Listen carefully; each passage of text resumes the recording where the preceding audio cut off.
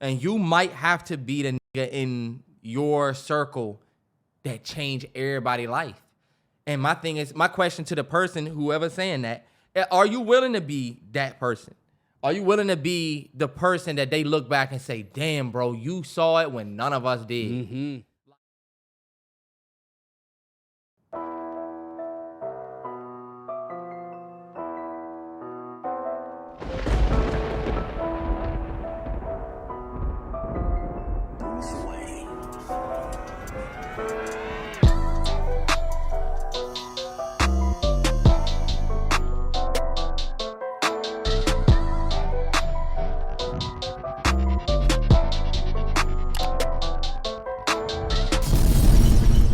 Yo, it's the MalloryBrosPodcast, episode 174.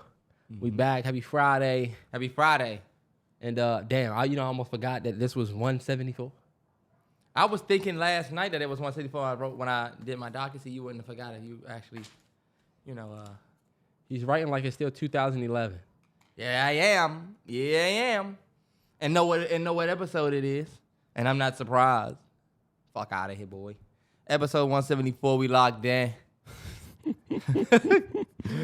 Hey, look, I hope y'all enjoyed y'all Halloween weekend. Hopefully y'all got a little candy fix. I will say this. After everything passed this weekend, I got like one pack of like some gummy bears, like a bite-sized pack of gummy bears. Mm-hmm. You know, the forest joints? Nah, yeah, I did pretty good. I didn't get no candy this year. Nope. I'm not happy about it. I am. We was walking back to the crib last night. I was telling my girl, I was like, damn, we ain't get no candy for real. Not even a little mini Reese's kit. Mini Skittles. I've been getting candy throughout the year, so it's like, I don't even know where I would get candy or be around candy. Nah, yeah. We had a Mallory Bros Halloween. Shout out to everybody who checked out both videos. We had the one drop on YouTube, which is better. Wanna versus my turn. Mm-hmm. I feel like that's a video that people have been asking for a minute. So definitely good to see. And then the discourse in that video is still going. I feel like it's still active to this day. People I feel like there's not a distinguished winner in that video, low key. This nigga Terrell is good at which is better. He's good at it. I think he makes a good case. We got a video on Patreon that dropped on Halloween as well. The Future I Never Liked You versus J. Cole's Off Season. That to me, I don't know, y'all. I just felt like that video I really can't pick a winner of that one. No, yeah. It was good to drop both those videos at the same time. It was very strategic. We wanted to do something special for the holiday. No, I thought it was dope. We love doing them videos. With the countdown, the premiere is always dope as fuck. If you didn't get if you haven't seen the second one, it's on the Patreon. Get the Patreon. We got a lot of plans for that this month. And it's another Which Is Better coming as well. Yep, if you look at the end of that one will give you a hell yeah. Do anything for Halloween, or did you just keep it adult? Nah, on the actual Halloween day, I didn't do nothing.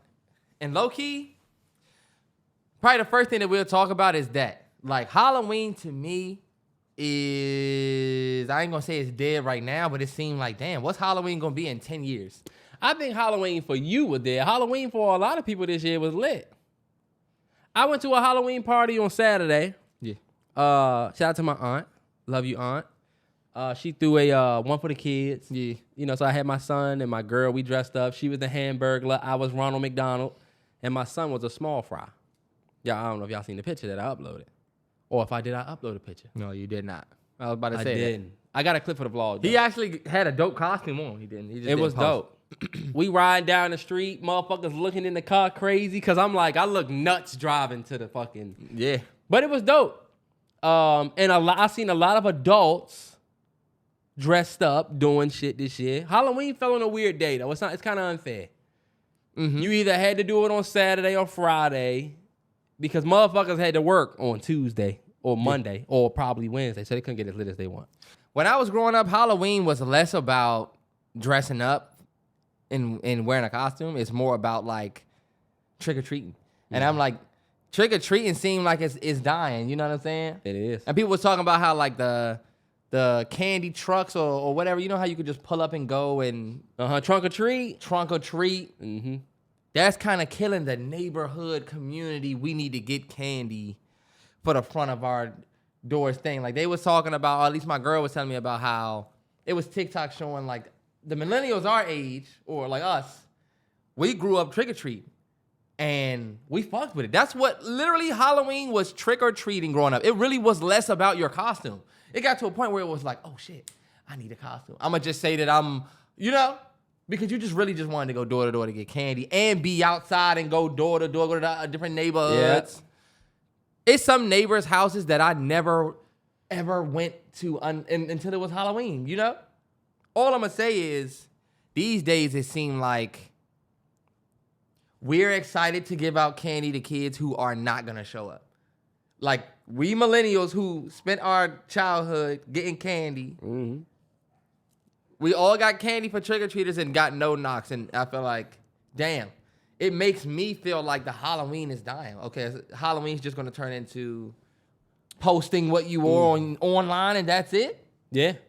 It definitely changed, I would say, for the kids. You also talking about, you an old nigga. So you talking about trick-or-treating. This is for the kids. How now, about Terrance, old think nigga? about it. Because when you was the the height of the excitement for trick-or-treating for us was when you was like 9 or 10 and you could kind of shake and move on your own a little bit, as long as you're around the neighborhood, keep your phone, whatever. I need to be able to see. Y'all need to be able to come if I call, But like, that was 2003. That wasn't 2003. That's literally the history of Halloween. No, but Terrance, what I'm saying is, you're not about to try to put a timestamp on trick or treat. This is what I'm saying. You was 6, 7, 8, 9 in 2003. Stop putting my age out there, nigga. You an old nigga. In 2003, you was 10 or 9. That's I crazy. can't do this. I was looking at who was born in 2009. Mari. The kid had posted, when your baby was born. When it was. Oh, shit, he was born in 09? Mari is in high school now. He was born in 2009. So, my point is this. Back then, you could send your kids out and they could trick or treat, go to people's houses. That was the thing back then.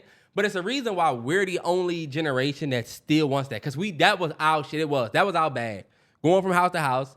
But now, with social media and us being able to see news from everywhere, motherfuckers getting shot on people's porches and there's creeps everywhere. People don't trust it. Maybe it's just me, but I just feel like the Halloween season is dying. We used to look at, like, oh, it's Halloween, so it's a bunch of Halloween movies that are being promoted and pushed and stuff like that. That happened this year. What? Terrance, that happened. They had a big-ass event for Hocus Pocus. Yeah. It was a slow year. But Hocus Pocus? Terrance, are you kidding me? Go ahead. Go ahead and tell them. Hocus Pocus? Hocus Pocus, one of the biggest Halloween movies of all time. Literally, a lot of people's favorites. They just did last year the Hocus Pocus back in theaters. And they did a remake of it too, I think, or something like that. They did Hocus Pocus 3. They did a third one, I remember. All of the Screams was on HBO Max. I watched Scream on one of them. They did it up. Cable before the game came on at one point. Like, Pumpkins. How about this? Hollow Scream. Fright Fest. That happened. It happened, but is it? And they had a dope situation at King's Dominion. Chris went, sent us the joint, said he was dead. You just literally missed the whole shit, and you try to act like. What you're trying to act like is that I'm saying that none of it happened. I'm saying, the initial thing that I said is, what is Halloween gonna be in 10 years? Okay. Cause look, I thought Halloween was at least the kids gonna get to dress up and do trick or treat. Now it seemed like, are we gonna get to a certain thing where like it's less about just that and it's just gonna be about extravagant costume? Only really adults will really have the real fun with Halloween now. Halloween, we didn't grow up and our parents was getting dope ass outfits and posting it on their social. Can y'all imagine if we grew up that way? Yeah. And it's less about candy. It's just like, fuck it, I'll just buy you candy. It's like, I think it's up to the parents to kind of keep up the fun of it. Like on Saturday, Auntie had all of the adults, right? She had all the adults. She came around and gave all. First of all, she had all the adults bring a bag of candy, and I felt bad because I showed up without a bag of candy. But she wanted all the adults to bring a bag of candy, and at the end of the night, when like the sun went down for good, she made us all go to different parts of the yard with a chair with a bag, and the kids got to trick or treat in the backyard, like go from chair to chair, and we would like give them candy. But then I saw them same kids. Our cousins, they was out on Tuesday night again. trick-or-treating again. And I'm like, damn, we just gave them a fucking heaping pound of candy on Saturday. And they out again. But it was the parents that did it. I ain't seen a whole bunch of the Halloween decorations and shit. This shit's dying. I wouldn't say it was dying. I was sick. I ain't get no knocks at my door. I ain't even got no candy. But I said I should get a knock. I should be here like this. No, you shouldn't. And I was sick. I didn't get no knocks. This locked access. I should just go out and be like, fuck are y'all kids at? Did you see the dude I sent you the tweet? He was like, I just spent $60 for this candy just to get no knock. Yeah, what the fuck? Man, me and crew definitely doing trick or treat. We definitely doing it. It's definitely up to the parents to keep the spirit alive. I get for the people that have religious beliefs that don't want to celebrate. I don't get it. What's the You know, a lot of people, especially Christians, they don't do Halloween. They don't do demons. My granny used to always say that she don't really bang with Halloween like that, but she never told me why. It was just like they don't do the demon, the ghouls and ghost shit. They don't do that, bro. It's a spiritual thing. Y'all coming to the church. Y'all coming to the Halloween for praise. Halloween scare for God. Yeah. And we gonna take y'all money in that bucket tonight. We gonna get an extra collection on Tuesday. You think they passing around candy and it's the collection? You know you putting in. Not taking out. Oh, shit. Christians, bro, you can't talk about it. They get in the comments and be pissed. You think we did give out candy? Send it back around. You hope you see him coming on. I ain't forget. But I feel like, honestly, if you have those religious beliefs, you can still have the fun of the candy and stuff without, you know, all of the scary shit. Just let the kids have fun. Like my boy Sultan I used to work with, he's Muslim. But he bought a Christmas tree every year, let his kids get gifts, and he was like, they don't understand the religious part of Christmas, but I let them partake because all their friends getting gifts and shit. I get it. Trust me. I just feel like candy is the kid part that you talking about is dying. Now Halloween's going to be reduced to our favorite celebrities dressing up and paying thousands of dollars to look exactly like who they dress up as, and that's dope, but like, I don't think so. Less about the kids, it seemed like. But you know what? I could be wrong. I don't have kids. I wasn't at all the kids' events, so you're right. Yeah. We was outside this weekend. It was a tweet about when you are the DD, the designated driver. And this is not to offend anybody that doesn't drive right now. If you don't drive, if you feel like this might be one of those that, damn, the shoe fit. You ever figure out the shoe fit? Damn. But the tweet says, it's a tweet by this girl named T_Sadiddy. T_Sadiddy. T_Sadiddy. Fuck off my page, I'll do that. In her bio. It says, people with no car / don't drive don't realize how exhausting it is to link with them sometimes. Like at this age, having to pick up, drop off, meet someone at their house, stop at the store real quick every time, and being the only driver is too much. First off, to me, that's a very risky tweet. Go to see when she made her Twitter, because I want to know what this age is. How old you think she is? When she made her Twitter? June 2019. 2019. So she out of Florida. She young. She young though. How you know? Because old niggas, we made our Twitter 2009, 10, 11, so 12. You're assuming she's young. I'm assuming, yeah, because if you made your Twitter in 2019. I know girls who didn't get on Twitter before, and then you remember Twitter kind of popped a little bit? Sure, yeah. So it could be some spot things like that, but you made your Twitter 2019, you probably on the younger side, which means she probably 20s. 2009. Okay, yeah. Yeah. No. I don't know, Terrell. I don't know what you just... How long she been on there? It said 2019. Oh, no, I thought you were on. Oh, how long? A-Train been on there? Since 2014, but this her new Twitter. Okay, she had to remake a Twitter or some shit. Okay, yeah. But to me, well, only reason why I say this is because it seems like she might be early 20s. And if she early 20s, then I do get that. Yeah. You know, in a certain sense. At this age, having to drop off, pick up, meet someone at their house, stop at the store real quick every time, and being the only driver is too much.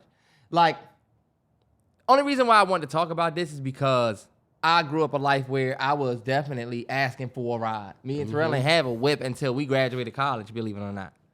So went to driving school at 20. Yeah, so it was come get us. It was get the twins. Who gonna drop the twins off? Who gonna pick up the twins? And you know when you're that burden. Can you imagine if one of our friends would have tweeted this? Motherfuckers with no car don't realize. Remember Jay could have definitely got that off. Remember high school though? Yeah. Because they don't talk about how petty the drivers really be. Right.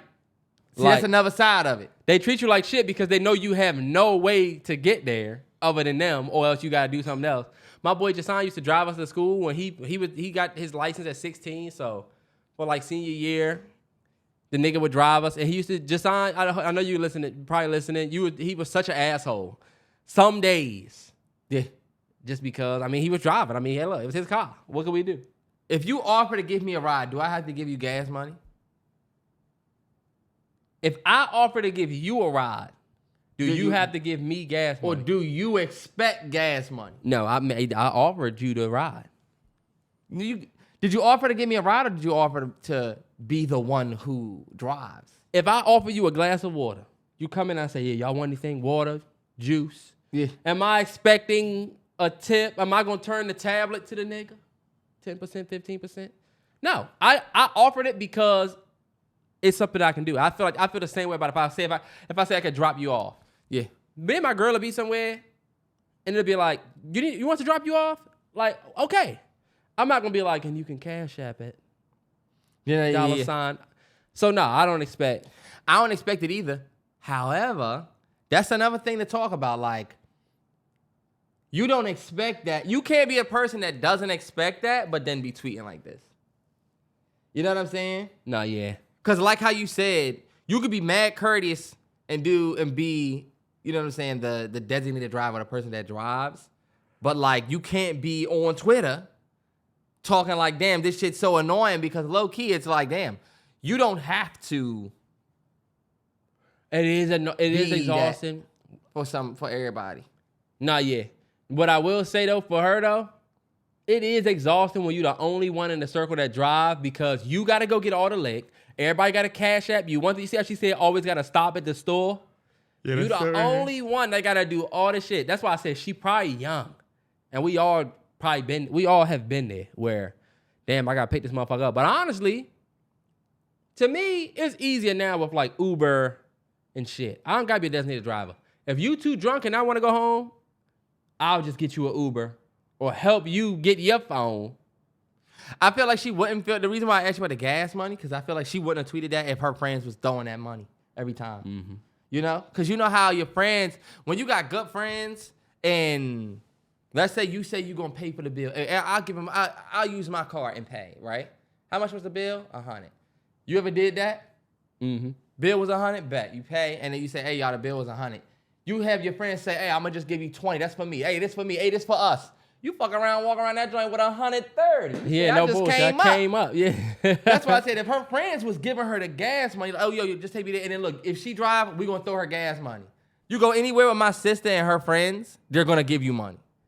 Candace and Victoria and them, they always be like, how much was it? And I'm like, yo, don't worry about it. It's just, you know what I'm saying, McDonald's. Yeah. But like, that's the only reason why I said that. You know what? Just to make a quick pivot.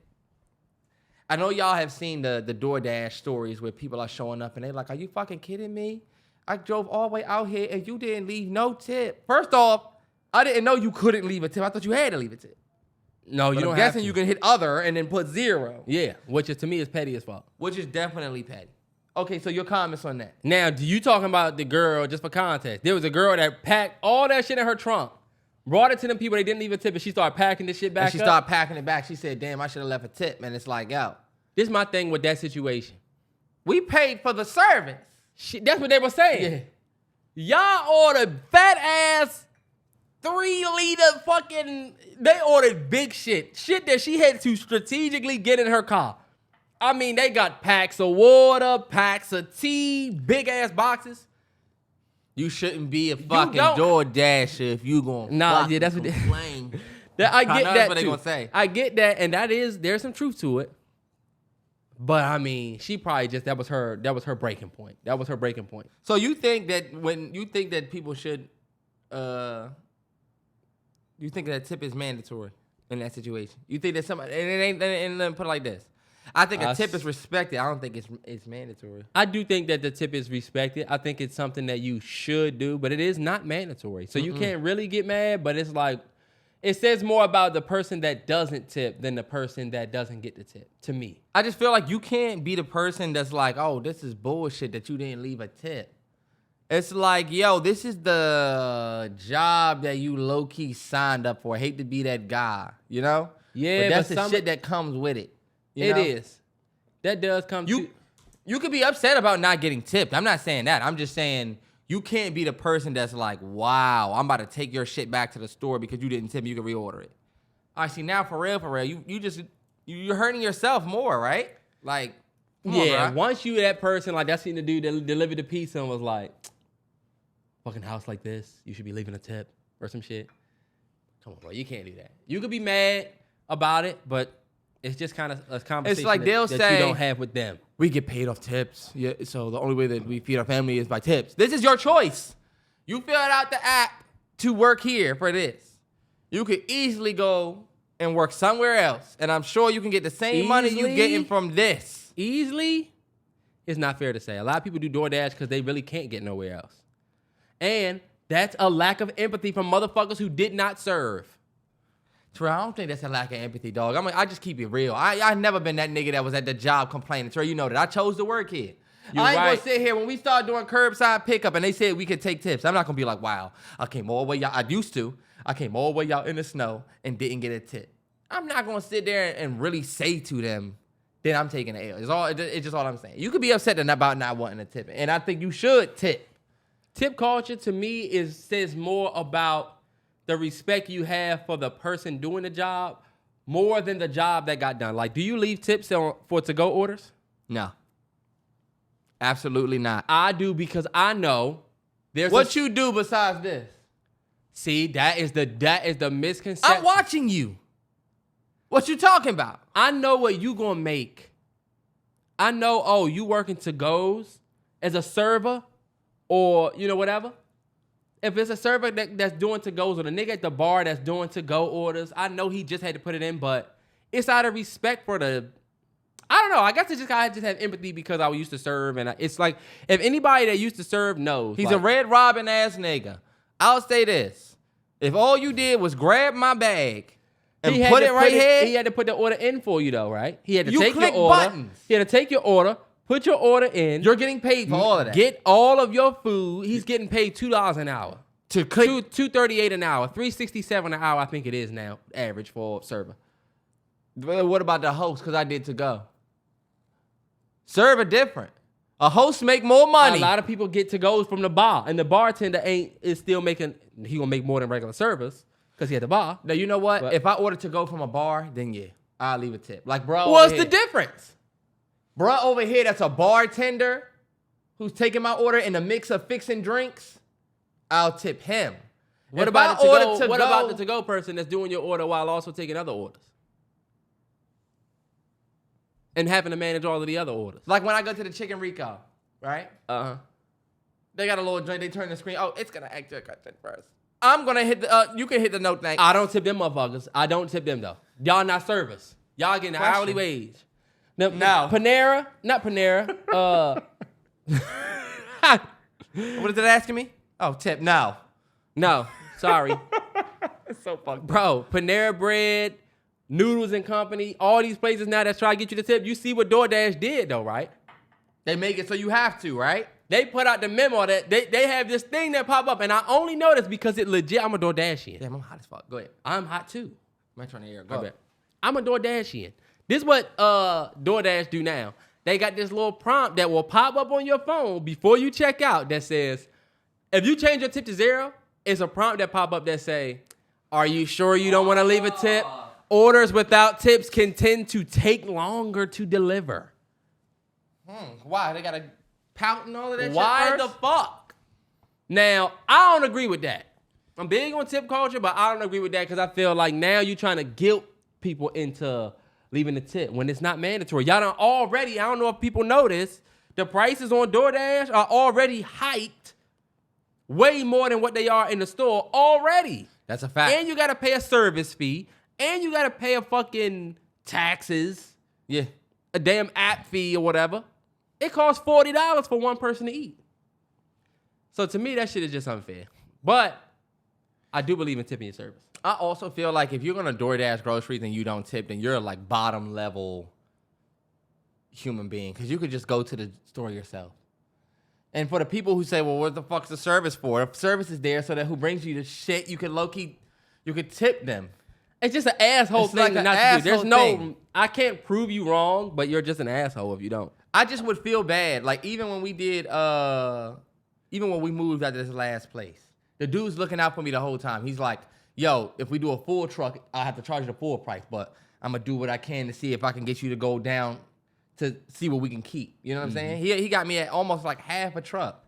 Bro saved me a good grip. Like, not a grip, but like, you'd rather pay a lower amount. And since he looked out for me, he was like, yeah, we take tips, but he said, we take tips, but we don't do it. He said, I wouldn't recommend doing it through what you pay. He said, I got a cash app that we both share if you want to throw something on there. I was like, bro, 100%. Because mainly, you just saved me money that I was going to put here anyway. If I'm doing girl math, I ain't me tipping you. I'm making money. Yeah, exactly. So whatever how they look at it. But like I expect like you you to pay said, that. you do pay for a specific service. My tip gives back to the service. That's why I said, like, the girl that stand up there, oh, what did you have? Oh, and it's going to ask you a question. Niggas tip their barbers.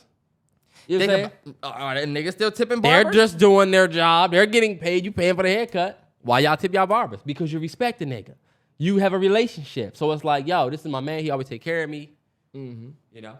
I mean, I get you don't have a relationship. Till he start charging you $40 for the bid, bruh. Child, price is going up. Check the app. They don't even tell you the prices. Sent a couple notifications through the app, bruh. You still want the cut? And don't be late. The nigga pumping you up and you like, new price, hold up, bruh. How much? It's gonna cost you $90, bruh, because I'm doing a YouTube with it. Just take me off. I'm trying to take the drain off, yeah. Come and get me. Because I'm on this fucking, I got the cape on. I'm trying to come out the cape. You know how you try? Hey, y'all remember how it felt? Y'all remember how it felt when you ain't had to use that booster seat no more? The cushion? No bullshit. My Baba used to sit in the chair. He used to be like, oh, hold up. I'm like, nah, we good. The nigga gotta reach in the chair to cut your shit. Remember when you was real little, they put that bar up there? Yeah. Sit on that bar? Crazy, Terrell. We been going to the barbershop for a minute. We went for a long time before we started cutting our own hair. So I can't wait for Crew to go. But you know what? I know I'm going to cut his hair. He probably will never go to a barbershop. I'm about to say, if I have a son, I'm not dealing with you niggas' prices and all of that. I will not. And I don't need no nigga on my son's head like that. Only his pops need to be on his head like that. Why? That's what barbers do. Yeah, bro. So you see, this is the problem. Christian Wood, he good for the Lakers. I have to hit that back. Christian Wood don't play for the Lakers now, do we? Do we? Your barber be at the front door. You on the way out getting you. Does Christian Wood really play in LA now? Christian Wood play for the I Lakers. seen Cam Reddish out there. Man, they look good. They look good. They look all right. They look good. Going into some of the biggest news of the week. Keith Lee versus Atlanta. I know a lot of people who listen to this podcast probably know who Keith Lee is. Big TikTok food reviewer. Terrell loves the guy. Terrell's I do not love Keith Lee. I actually don't. I'm not the biggest fan of Keith Lee's content. I love the guy as a person, though. Oh, wow. I love who he is and what he stands for. Yeah. Y'all gonna say I'm a hater, but I'm not a big Keith Lee fan. And if I was a nigga with a restaurant, I'd be apprehensive. I'd be like, fuck the nigga. Come to my restaurant. Of course. How did y'all not know that Terrance was not gonna think like that? Anybody? Keith Lee, and I'm going to the restaurant. And this the motherfucker that said he ain't like out shrimp fried crab ragout? He got an army behind him that will ail your whole business. He ain't like the shrimp fried crab ragout. Did you see? Candy came out. We want to thank Keith for coming. I can explain why we don't have. I can explain why the napkin tray was empty. Let me tell you the power behind Keith Lee. And big shout out to Kev on stage, because Kev on stage did a video and said this. You can't do to Keith Lee, if you a restaurant, what you can do to other celebrities. This nigga does not come into the restaurant. He sends his family in the restaurant first. And guess what? He never puts his family on camera, so you have no idea who's coming in. You're just gonna treat them like a regular customer. So when they come in and you say, oh, 2 hour wait, oh, sorry, oh, we don't, fuck you. And then that nigga comes in and you wanna say, Keith, table ready in 5 minutes. He gonna be like, hold on. This is what I'm gonna probably get in hot water with all of y'all because I don't see what was wrong with that. That's fucked up. You got the, put it like this. Every single person that comes up to this door, like you just saw, your family, who they didn't know was your family. Everybody who comes to the door is gonna get told that they gotta wait an hour because that, unfortunately, is our wait time. Terrell, we used to go to Marie's Diner in Waldorf, right? Like, that's just like a little small, them white people out La Plata love that little spot. They sure do. Right? You go there, they gonna say it's about an hour wait. That's everybody, right? I'm sorry, y'all. Maybe it's just me. So Keith Lee, the biggest food reviewer, they know is in the A. They know this nigga's going on my next tour. I'm coming to Atlanta. Y'all better have y'all shit ready. If I'm an Atlanta restaurant, low key, I'm a little nervous. Like, oh shit, we got a booming business that does great that could attract Keith Lee.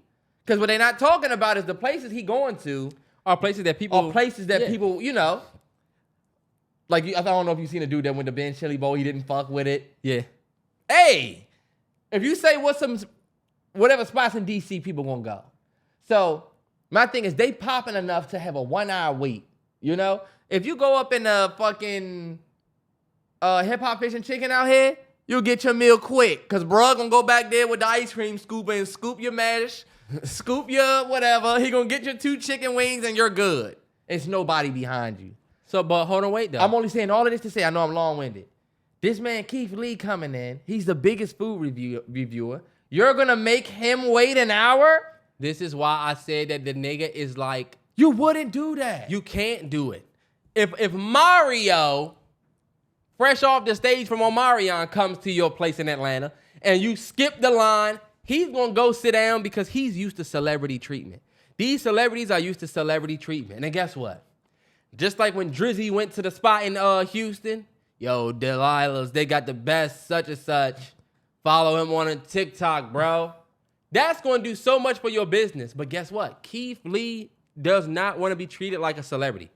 He want to be treated, hold on, let me finish. The nigga wants to be treated like a regular human. So it works out bad for you when you try to do the celebrity thing. Nah. Because he think it's fucked up. In my opinion. He think it's fucked up that you want to sit me before all of these people. But you have influence. You legit are a celebrity, Keith Lee. And that's what people don't get. But Keith Lee is a celebrity. You can't play the, oh, why am I getting special treatment? Nigga, because if you say our restaurant not good, niggas not going to come. If you say our restaurant is good, niggas will come. And look how that worked out for Atlanta. You thinking just like all these black ass folks in Atlanta that getting their businesses tore up left and right because guess what? You treat all the other black folks like shit. But when a nigga that got some influence come, now you want to put on your best. You just said you understood Mario getting seated earlier. No, I'm saying Mario wouldn't care about that. Keith Lee's review, you sitting him early, that's going to be bad for you. This is my thing. Okay, go ahead. I just feel like you're a celebrity, Keith Lee. You're not somebody small. So my thing is this. Mario comes to your whatever, right? I feel like, do you remember when Beyonce was doing I don't know the words. Look around, everybody on mute. Them first couple shows, people was like just screaming. They had to get used to. After a while, people got used to what was coming. And my thing with Keith Lee is like, okay, now that you have such an influence, motherfuckers will move shit out the way for you. Because for real, I don't think people was watching Keith Lee videos in the beginning for how well the customer service at a place was. You know, he was giving you a food review. You know, we just need the nigga to like our cheesecake sampler. This nigga comes in and he's like, there's a 1 hour wait, and they had my family wait 1 hour, but when I walked in, they tried to sit me right away, so fuck this place. That's fucked up, yeah. And we leaving now. Now you get to pay. Terrance, you can't act like you don't understand. My thing is like, I understand that, but I also understand the company is looking at the opportunity is higher than, bruh, can you imagine? Okay, bet. Let's say you have Steve Harvey come to your restaurant. Bun B comes to your burger spot. You know he got Trill Burgers. Y'all got a 1 hour wait. Is integrity so important that you're going to make Bun B the only reputable person? You got the biggest food reviewer come. Do we really want to have him wait an hour and then he say, oh, the food was good, but I had to wait an hour? Like, I get both sides. That's all I'm going to say. I get what you say. I don't see so much sloppiness in that. I get what you're saying. You know, it's a Because- business person. To the normal celebrity, they don't want to go nowhere and have to wait an hour or wait with the regular folks because they want that celebrity treatment. And I think that's what people had Keith Lee messed up. You are right that the nigga's a celebrity. He's a celebrity. People love the nigga. Businesses will go to the next level or crumble behind the nigga's opinion.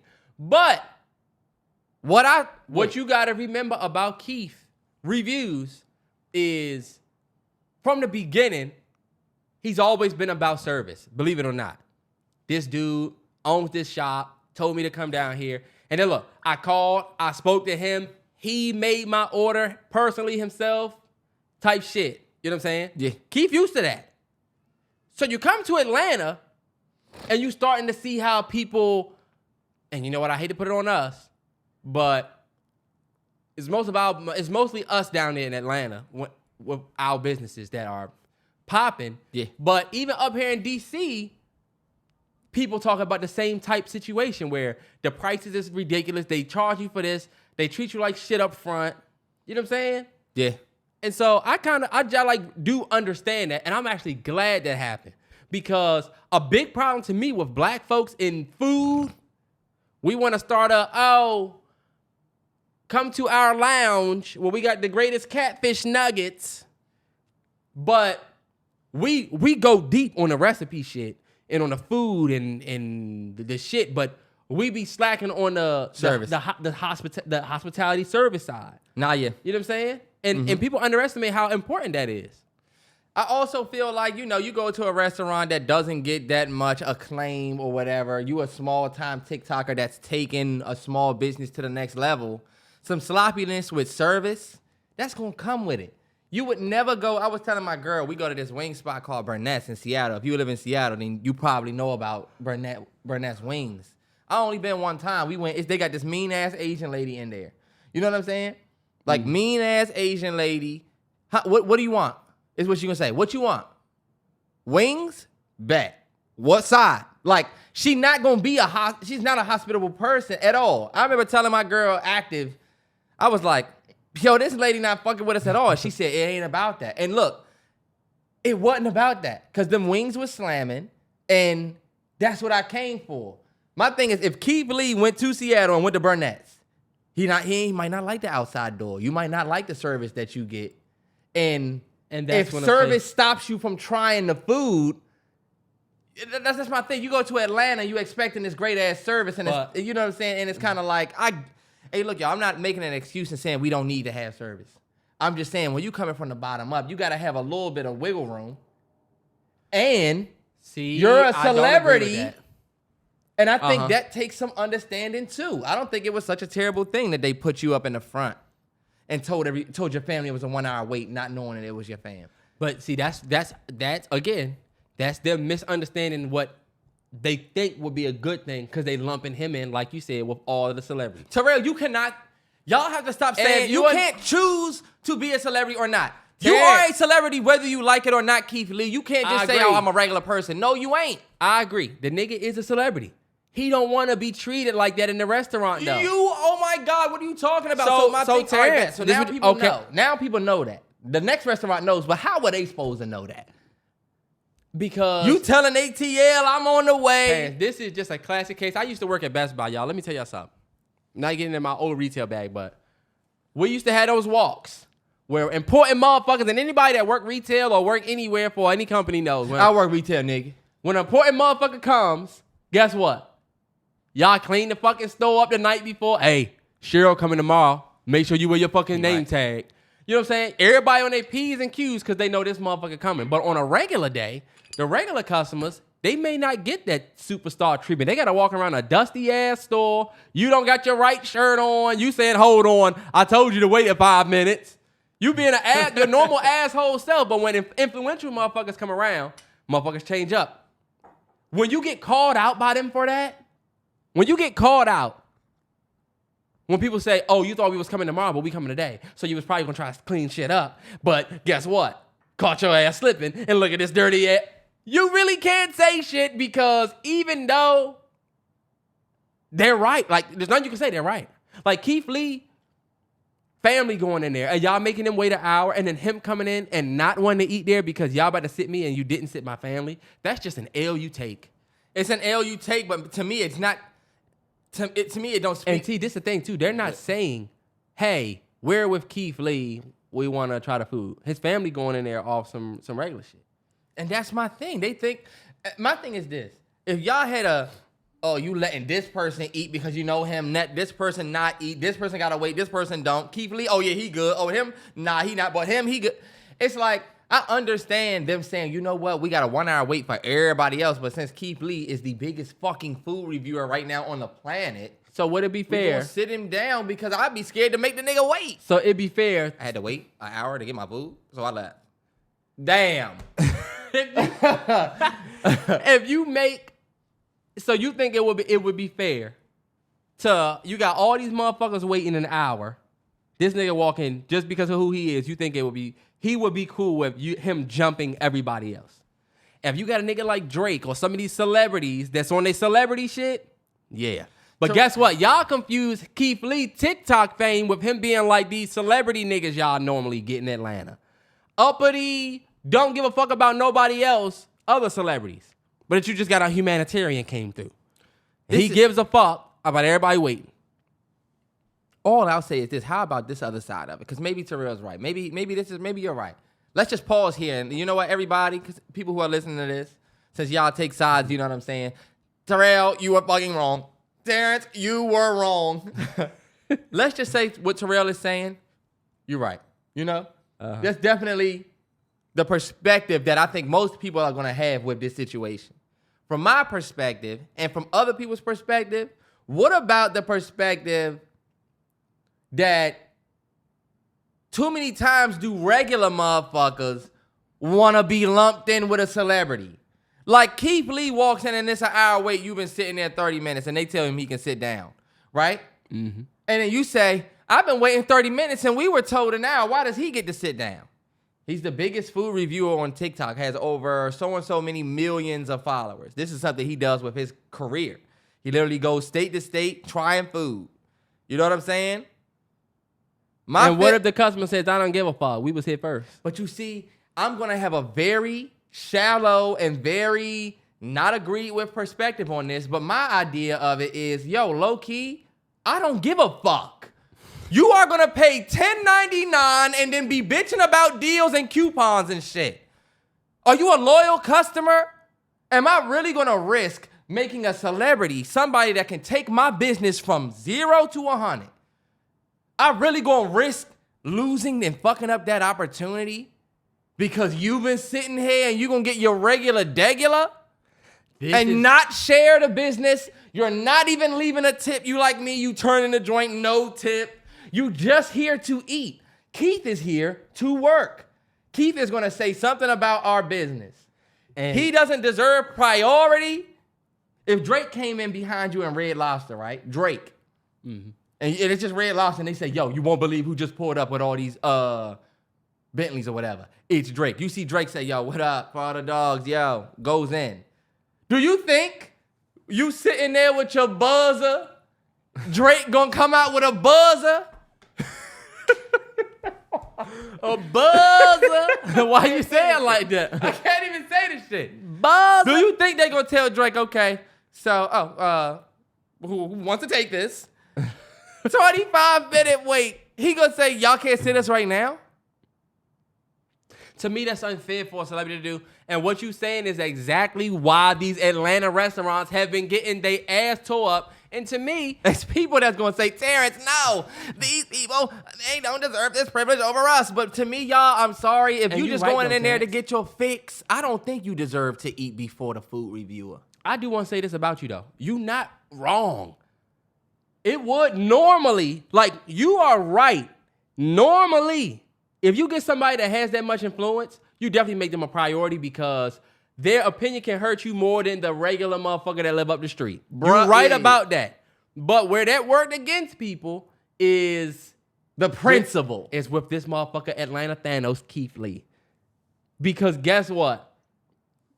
What you fucking them people over, fuck yourself. And to me, Terrance, I'm sorry, but when it comes to like black-owned businesses, sometimes it do seem like we be big on wanting people to support our product and big on wanting people to buy our this, come to our this. But the service part don't really, I forget where we went, where it was these ghetto-ass young motherfuckers at the front. And I said, if I own this, first of all, I'm always looking at leadership. I always told you that. Always see a situation and be like, whoever's in charge up here, not doing their job. But it was ghetto as shit. They on that joint on TikTok, on their phones. I'm like, this is not a good visual for this company. And I know it's black owned. They got a big ass sign, oh, we black owned. But that ain't that's not something that to me is all black. You right. But in a lot of experiences that we have, we care more about, even look at how they be doing the ladies with the hair and shit. Charging them crazy. But you talking about a small piece. Boom, you want to put, but that don't represent, we black owned, cool. But I do think sometimes, and I get it, you're right. It's not everybody.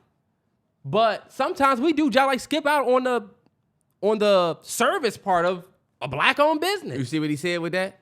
You see how he just said it's not everybody? Because you're right. It ain't everybody. But what's the narrative right now about Atlanta restaurants in Keith-Lee? Terrance, this nigga has gotten this, that, and this and that restaurant. It's not, he didn't go to just oohs and ahs, which that's up here. He didn't just go to the Real Milk and Honey, and that was the only bad joint.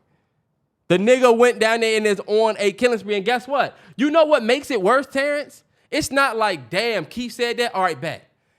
Everybody that live in Atlanta is like, thank God this nigga just did this because we've been experiencing this for years. And nobody gives a fuck because guess what? We don't have the opinion of this nigga. How's that for your Sherpa? My thing is, look, I get it. I totally understand not liking the fact that a celebrity can walk in and get a special service. There's people out there that definitely totally disagree with it. I don't give a fuck if he's a celebrity. If I've been waiting, I shouldn't have to. I just kind of understand. You're right, because you're right about the nigga that would be mad at Drake. You're right. You're going to be so mad, oh my God, I got to wait behind this fucking guy. It's like, yo, this dude could buy this whole establishment low-key.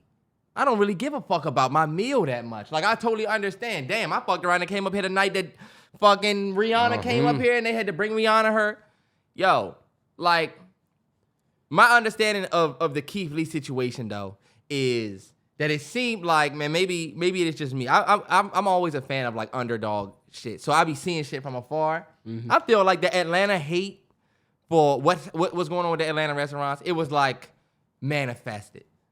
Soon as niggas found out that Keith Lee was going to Atlanta, we've been hearing what? Oh, Atlanta is getting ready to. So it's almost like, do you remember when Cardi B first came out? And everybody's like, oh, Nicki not about to like it. Think about it. Nicki ain't have no problem. This is people saying this.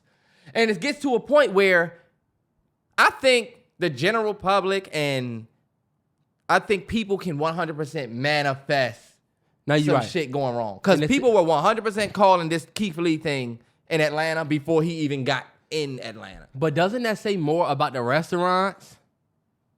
You know who Keith Lee is and what he do. This nigga's coming. Think about it, T. Think about how we feel up here. You seen the DC tweets? Keith Lee need to come to DC and he need to go here. Because they on some bullshit. But I've seen people prideful in DC saying, yo, if he come to DC, it ain't gonna be like that, I felt like.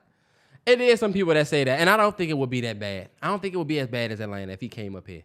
Do you think that Atlanta is a city that's picked on? I think Atlanta is a city that's picked on. Atlanta is the most successful black state in the United States. So I do think they benefit more than they are picked on.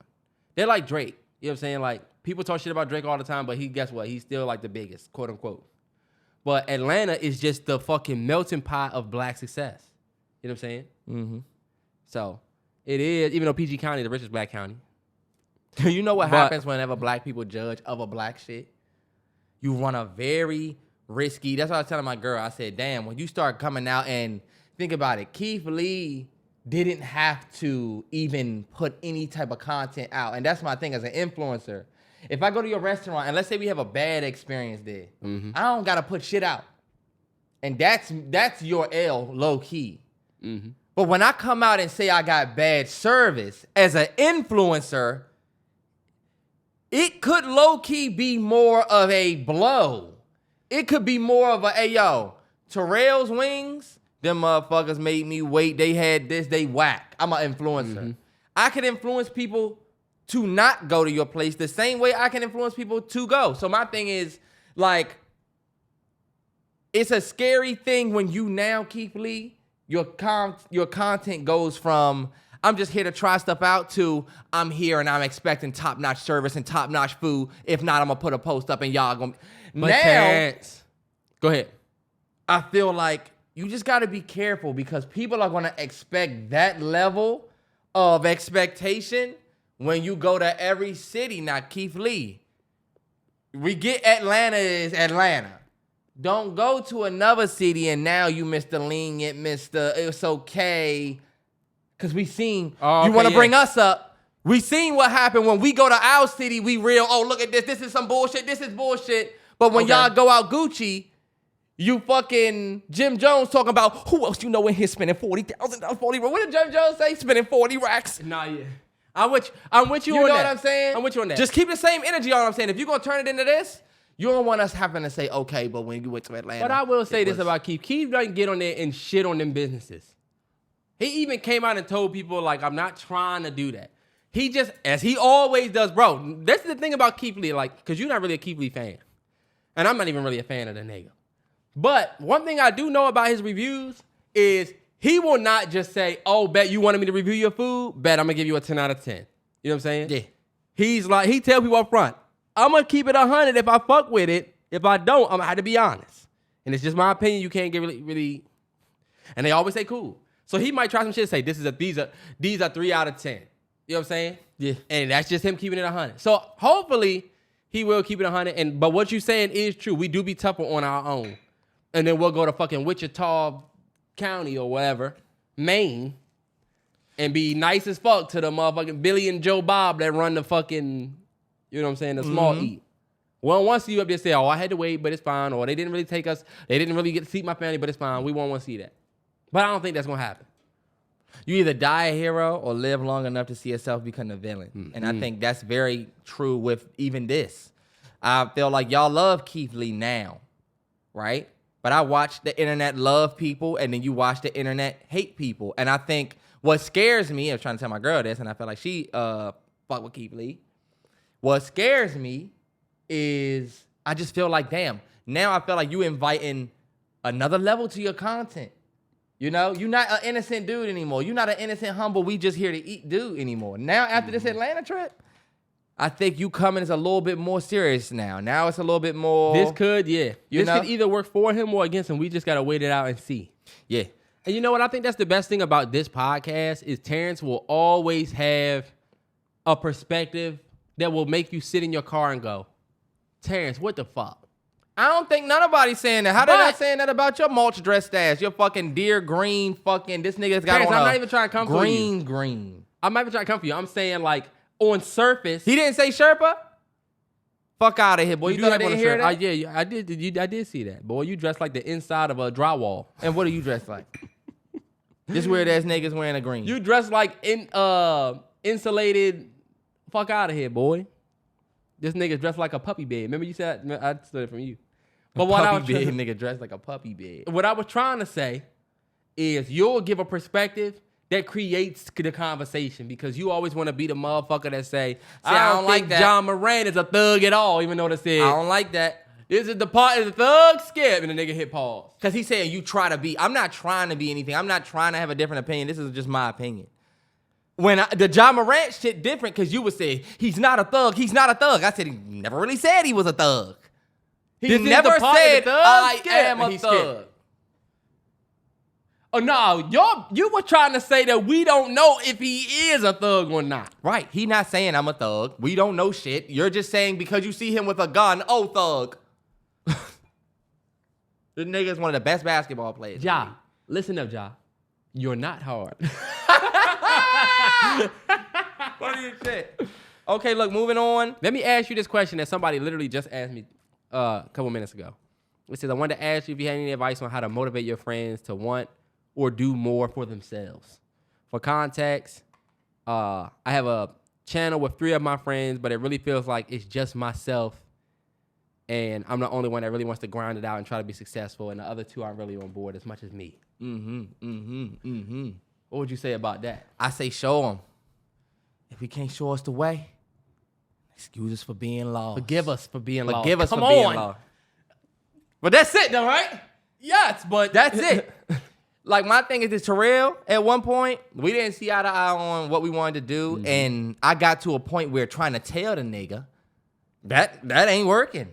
Trying to show them what we could be ain't working. And sometimes you are that friend in your friend group that can see the light while everybody else is facing that way. And you forget that I can tell you about the light all I want, but you still facing that way. Until I physically turn you around or move the light over here, you ain't never gonna see it. And some of you will give up before you do that much. I could have gave up and told Terrell, like, you know what? Fuck it. He don't get it, so I'm gonna do it on my own. And it could be something that you know you can't do on your own. You know you can't do this shit alone. I know I can't do MalloryBros with me. It's gonna have to be just something else. I can't even market it as MalloryBros and it just be like just me. And this is back when we was thinking about everything. Yeah. And what I really had to do was show Terrell what was possible. If you somebody, he said he got a podcast. With 3 of his friends. 2 of his friends. He the only one that really. Then sometimes it's going to be you doing most of the work. Y'all know me and Terrell build these dockets every week for the podcast. And sometimes Terrell will have a longer week than me. And a lot of the times the podcast docket or what we talk about might be heavily dependent on what week I had or what week Terrell had. Yeah. If I'm busy all week, Terrell has to work harder and vice versa. It's like a marriage. It is. And when you're on your way up with your friends, you have to work harder. You got to be the one that say, hey, yo, we shooting this day. Hey, we going to make sure we do this. And we going to talk about this. And they going to say, damn, you know what? He want this shit. Now, let me ask you this, right? As a follow-up question. At what point do you, because, right, you said you almost gave up, on me, right? Not almost gave up, but for the people that are about to give up, at what point is it better for you to not keep trying to get people to do something that you feel they're not on board with? Because you're going to be the one that's doing all the work. But, like, at what point do you feel like, you know what, y'all don't want it as much as me? I'm going to have to do something different. Like, when do you get to that point? Because what you're saying is actually very true. Yeah. Because I would tell anybody, Terrance changed my life. Like, the way I thought about what my future would be, I thought I would be a district manager for a retail company, or I'll be managing boxes, I'll be managing people for the rest of my life. And he might still. Nah. But I'm just saying. You got me fucked up. Terrell, I'm just saying that option is what I always tell you. We could always come back to this if this shit don't work. You're right. He definitely changed my life. But my question to you is, at what point do you get to the point where you're like, all right, you know what? Y'all don't want this as much as me. And slide this way. You ain't reaching, it's right there. If you ain't reaching and it's right here, I need to move on. You got every opportunity right here at your reach. You know what I'm saying?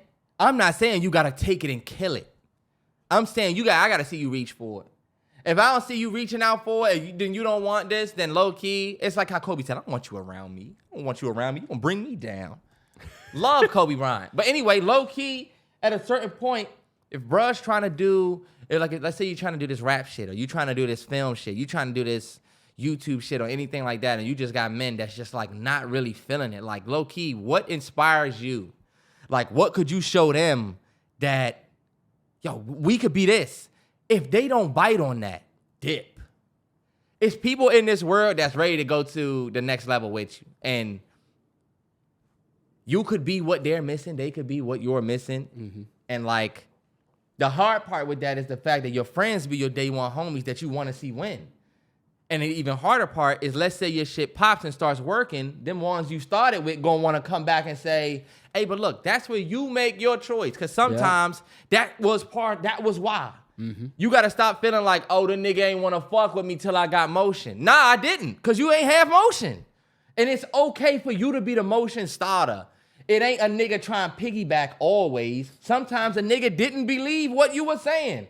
I could have told Terrell, nah, nigga, you ain't believing us. You ain't. Nah, he couldn't see it. And it's not on him for trying to say, yo, this a smarter idea, or that ain't worth it.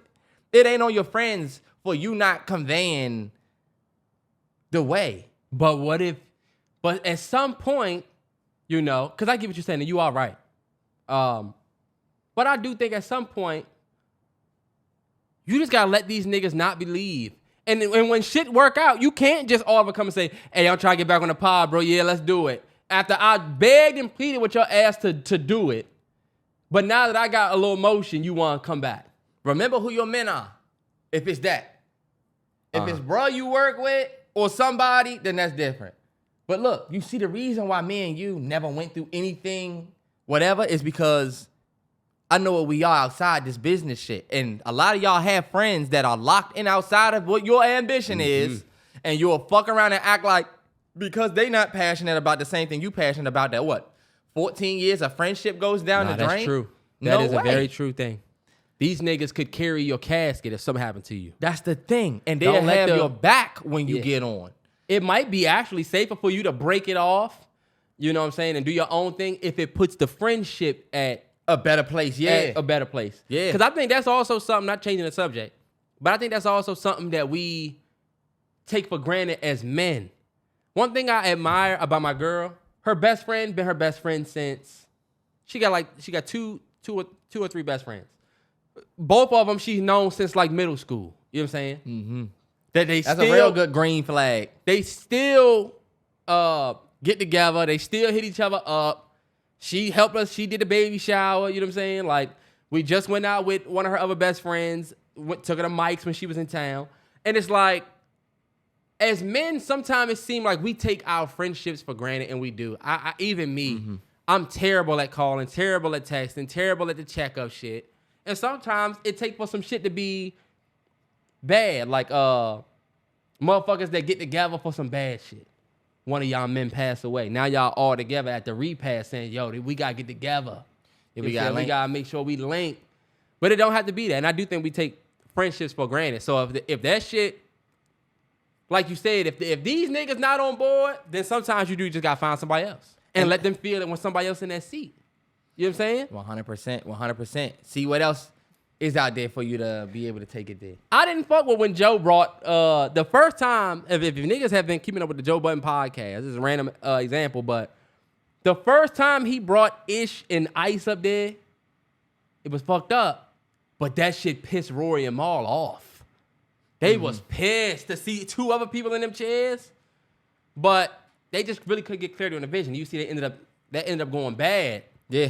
But at the same time, sometimes that's what it takes to show people you want this shit more than them. And like, y'all gotta not get it confused that was a motion that could have not worked. But motion is motion. Mm-hmm. And I think that's important. Having motion don't always mean you going up. It don't always mean you going down. You just not at a standstill. And like, the dark part of this is sometimes y'all friends be right. Sometimes we don't need to rap, bro.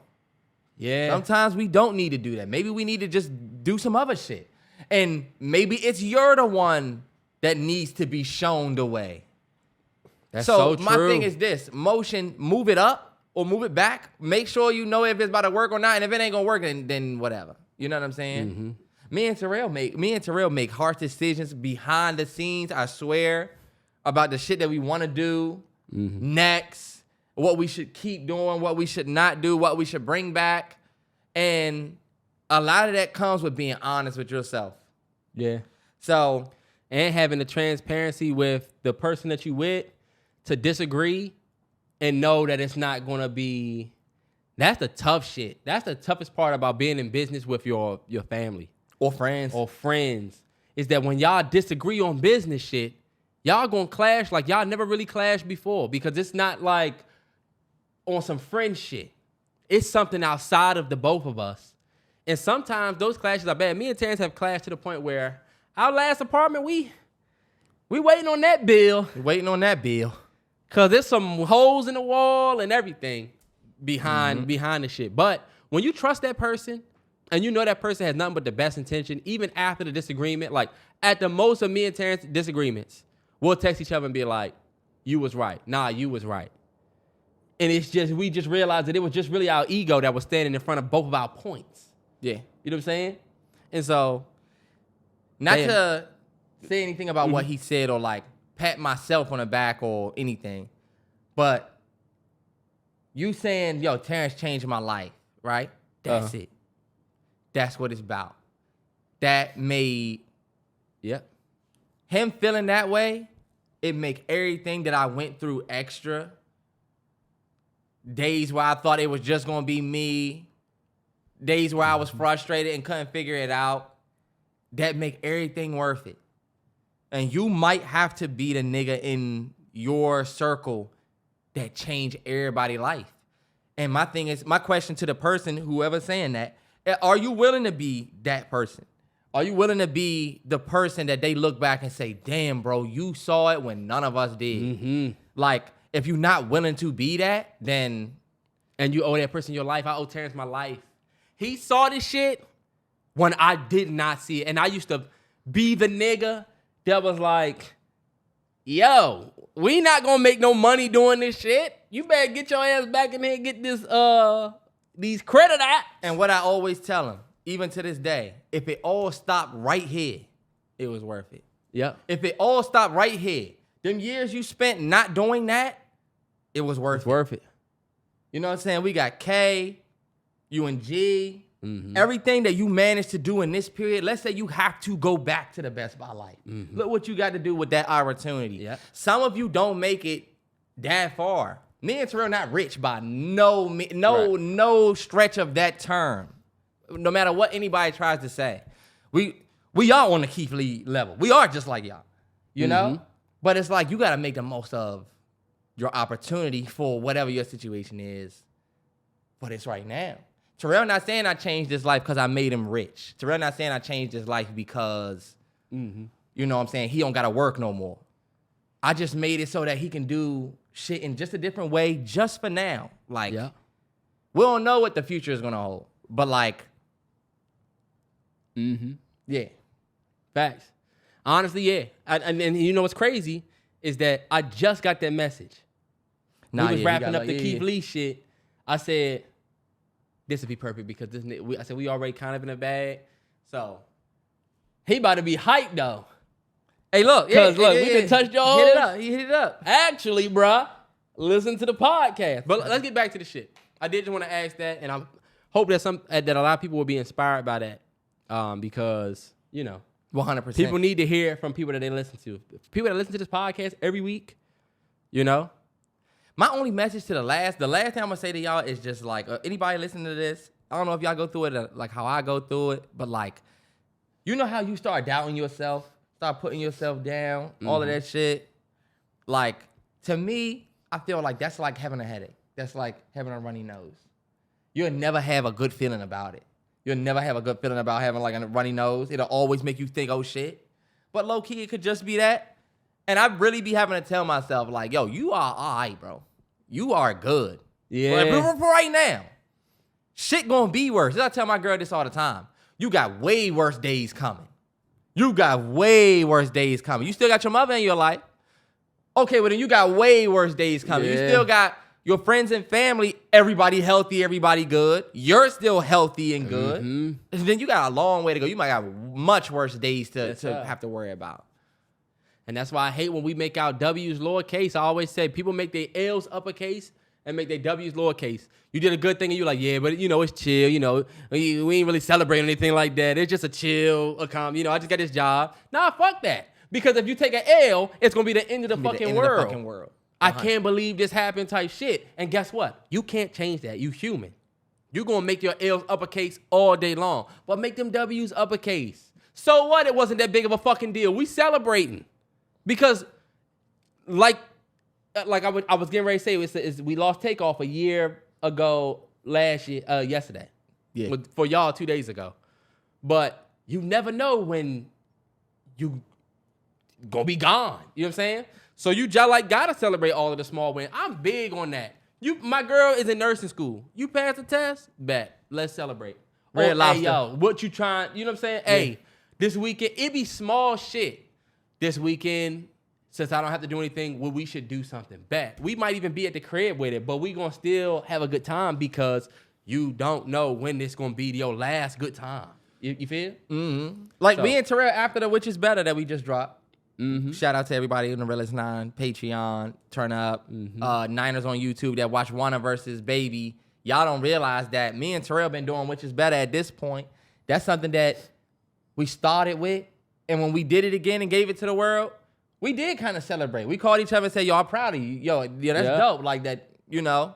So just to give y'all some insight, like we still proud of some of the shit that we do and still celebrate even little shit that y'all might think, all right, whatever, them niggas don't give a fuck. They just put it out. Nah, like, hell yeah. It still mean a lot. We still watch the whole thing with y'all. We still looking at what y'all think and stuff like that. Yeah. Hell yeah, man. I hope, you know, we try not to be the whole, I'm not trying to be on no fucking inspiring shit. You know, like on the fake shit where you could tell niggas it's just trying to be inspiring because they on in front of a mic. But that question stuck out, and I feel like I don't believe in coincidence. I felt like we needed to address that. Nah, yeah, that was definitely a good question for sure. I be low key coming with the heat with a pod, low key. This nigga just got asked during the pod. You didn't come with anything. Hey, shit just went on my lap. The best part of the pod was that Terrell. What? Marvel is in talks to bring back the original cast of the Avengers for a brand new Avengers film. And I know if you saw Endgame, if you saw Avengers Infinity War and Endgame, y'all know what happened. We lost Black Widow, we lost Iron Man, Tony Stark. And the talk is that Black Widow and Tony Stark be brought back in some type of way. I told him, I don't know if it's whether... Where did you see this? I don't know if it's a prequel. Now, this is just rumors. This is a rumor mill topic. I ain't gonna say that this is like officially official. I saw this on Culture Crave. That's one of the best film pages, you know. Earlier in the week, I don't know if it's Tony Russo or whatever his name. One of the Russo brothers, who are the executive producers for Infinity War, Endgame, the big boys behind those movies. They're moguls. You know what I'm saying? Their film. When you talk money, they got them highest grossing. I can raise my hand.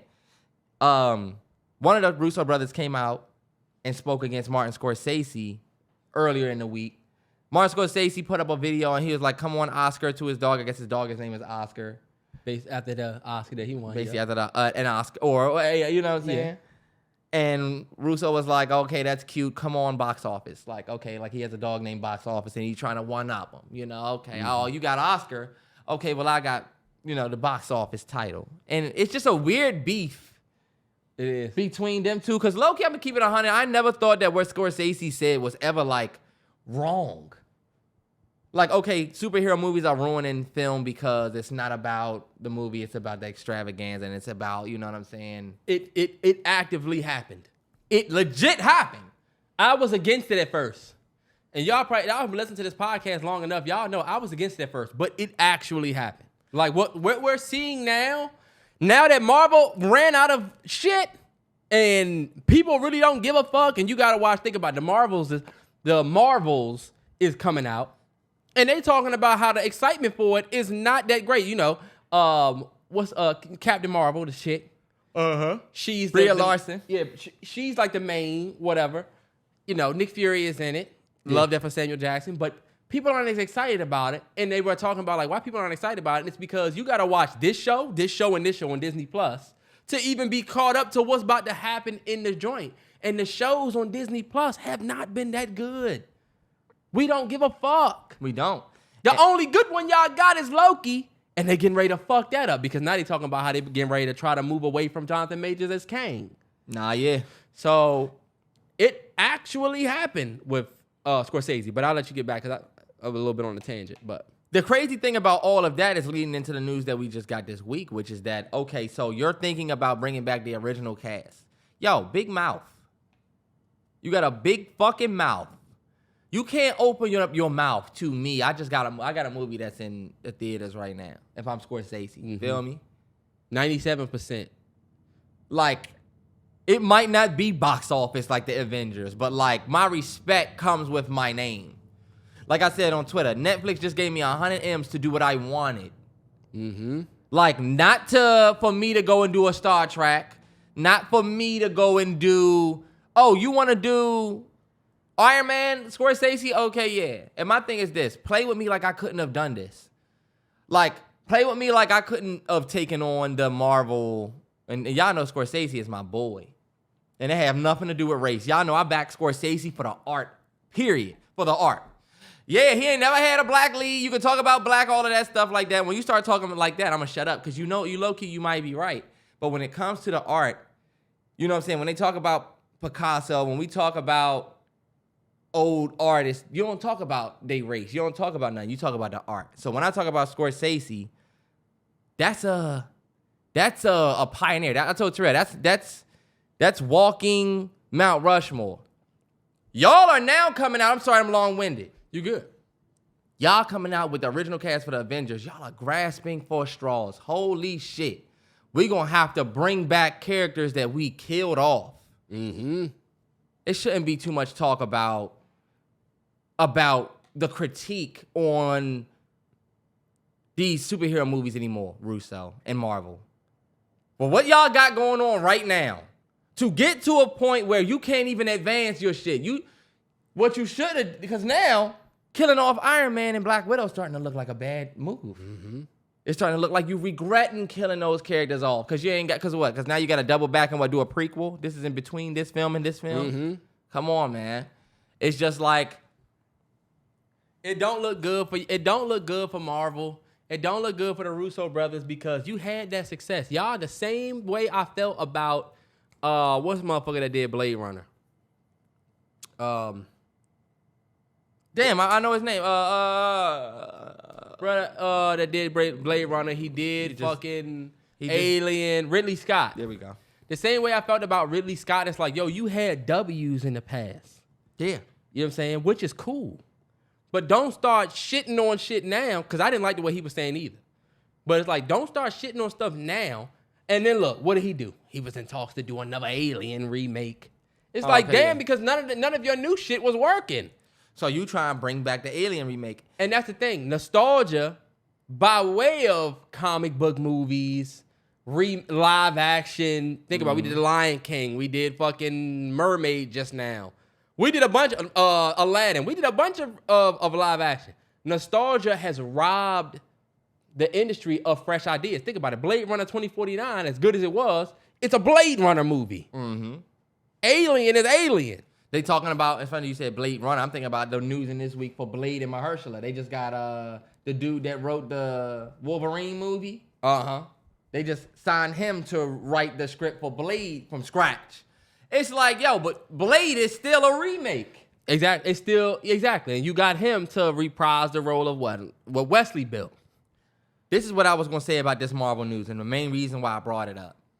We are currently at the very last stage. This is like the last stage of the cancer that the film industry has. This is the last stage, y'all. The only thing that really was dominating for real was what? These superhero movies. Mm-hmm. And now they are not.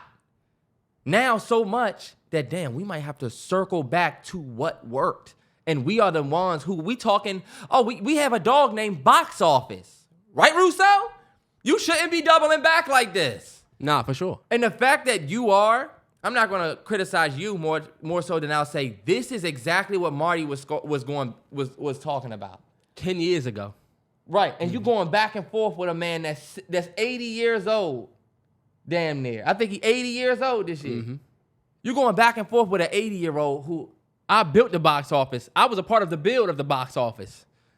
And just did a fresh idea. I was getting box office where you was getting box chicken. It's different. It's a difference. It's different.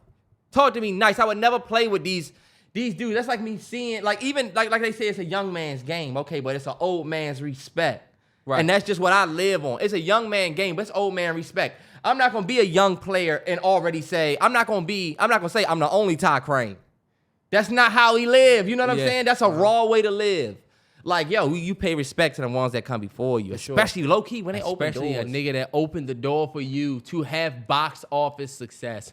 And y'all scrambling for ideas. He just came out with a movie that got 97% Rotten Tomato that did great that did great in its opening weekend with Killers of the Flower Moon. And it's not on the backs of something that people were reading when they were young. Exactly. I don't see how you could speak. Only thing that getting you in them seats is that it's me with Leo again. Me with De Niro again. Me with Scorsese again. It's not... My name is in the marquee. Directed by me. Let's see if you could do a fresh idea and just put, this is from the Russo Brothers and people give a fuck. Guess what? You tried it on Disney Plus a bunch of times and people didn't give a fuck. And what will you be doing when you're 80? What's your reputation? Is it still going to be box office at 80? Like, talk to me nice. This is the last thing I'm going to say. The art dies with Scorsese, and it's the saddest shit ever. Mm-hmm. We literally are, that is literally one of the last. I mean, we got Nolan, and we got Tarantino, and we got other big heads. Fincher coming with something. Fincher is very silently coming with something. Uh-huh. But look, we got the big guys that we know looked up to. Fincher get quiet in a room with Scorsese. Same as Marty, same as QT and all of the other big guys, because like I said, it's an old man respect. It's respect. You know what I'm saying? And they juggernauts themselves. So the sad thing is that, like, we watched the art die with him. The same way Michael Jackson music died with Michael Jackson. Like, look, we can never get that back. Stevie Wonder's music is going to die with Stevie. And it's a sad thing because we don't have the next. Like, my girl cannot stand Bruno Mars. I don't know if you know that about A. She can't stand Bruno Mars because she grew up around such authentic versions of what Bruno does. Mm-hmm. It's hard to listen to. It's like the people who don't like Pharrell, because I'm happy. Like, it's like this certain music that just throws people off. Nah, for sure. But the sad thing is that the art dies with Scorsese, and you got people like Russo who are left that say stuff like, box office. Well, when you creating from a box office standpoint, we know it's going to be bullshit, like it ended up being. Like, we couldn't rip apart Endgame and Infinity War, low-key, if we wanted to. It was loopy. They was good, though. They was good. But I rewatch them every year. I won't take the W's from y'all.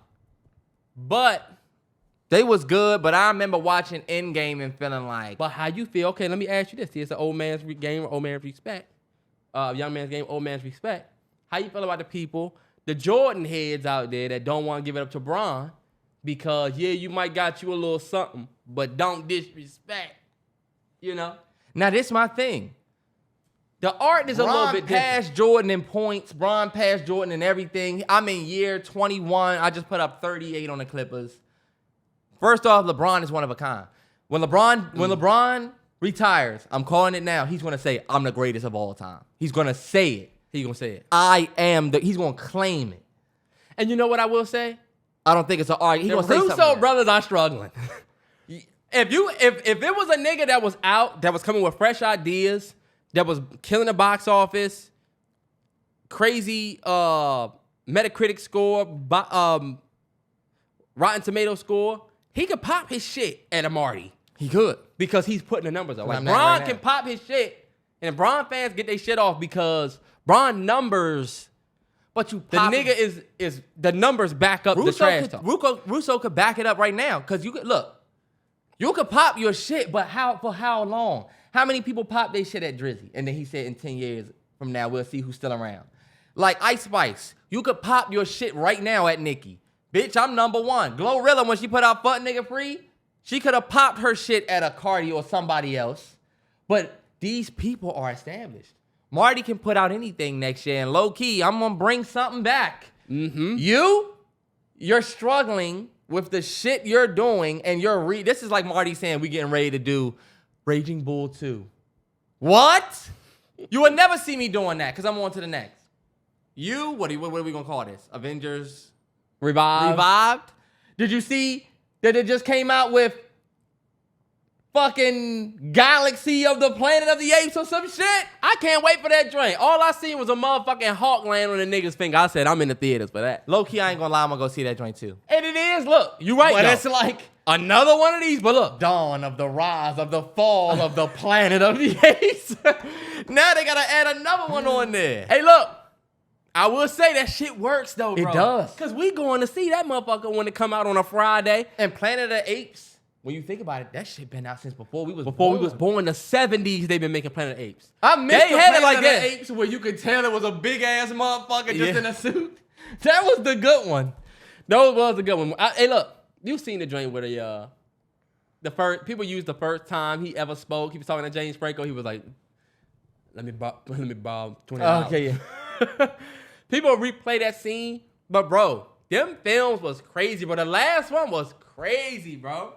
My boy Maurice. They start getting ridiculous when they start having full conversations and Nah, yeah. using idioms and shit. Ape, live here. Human, go. What?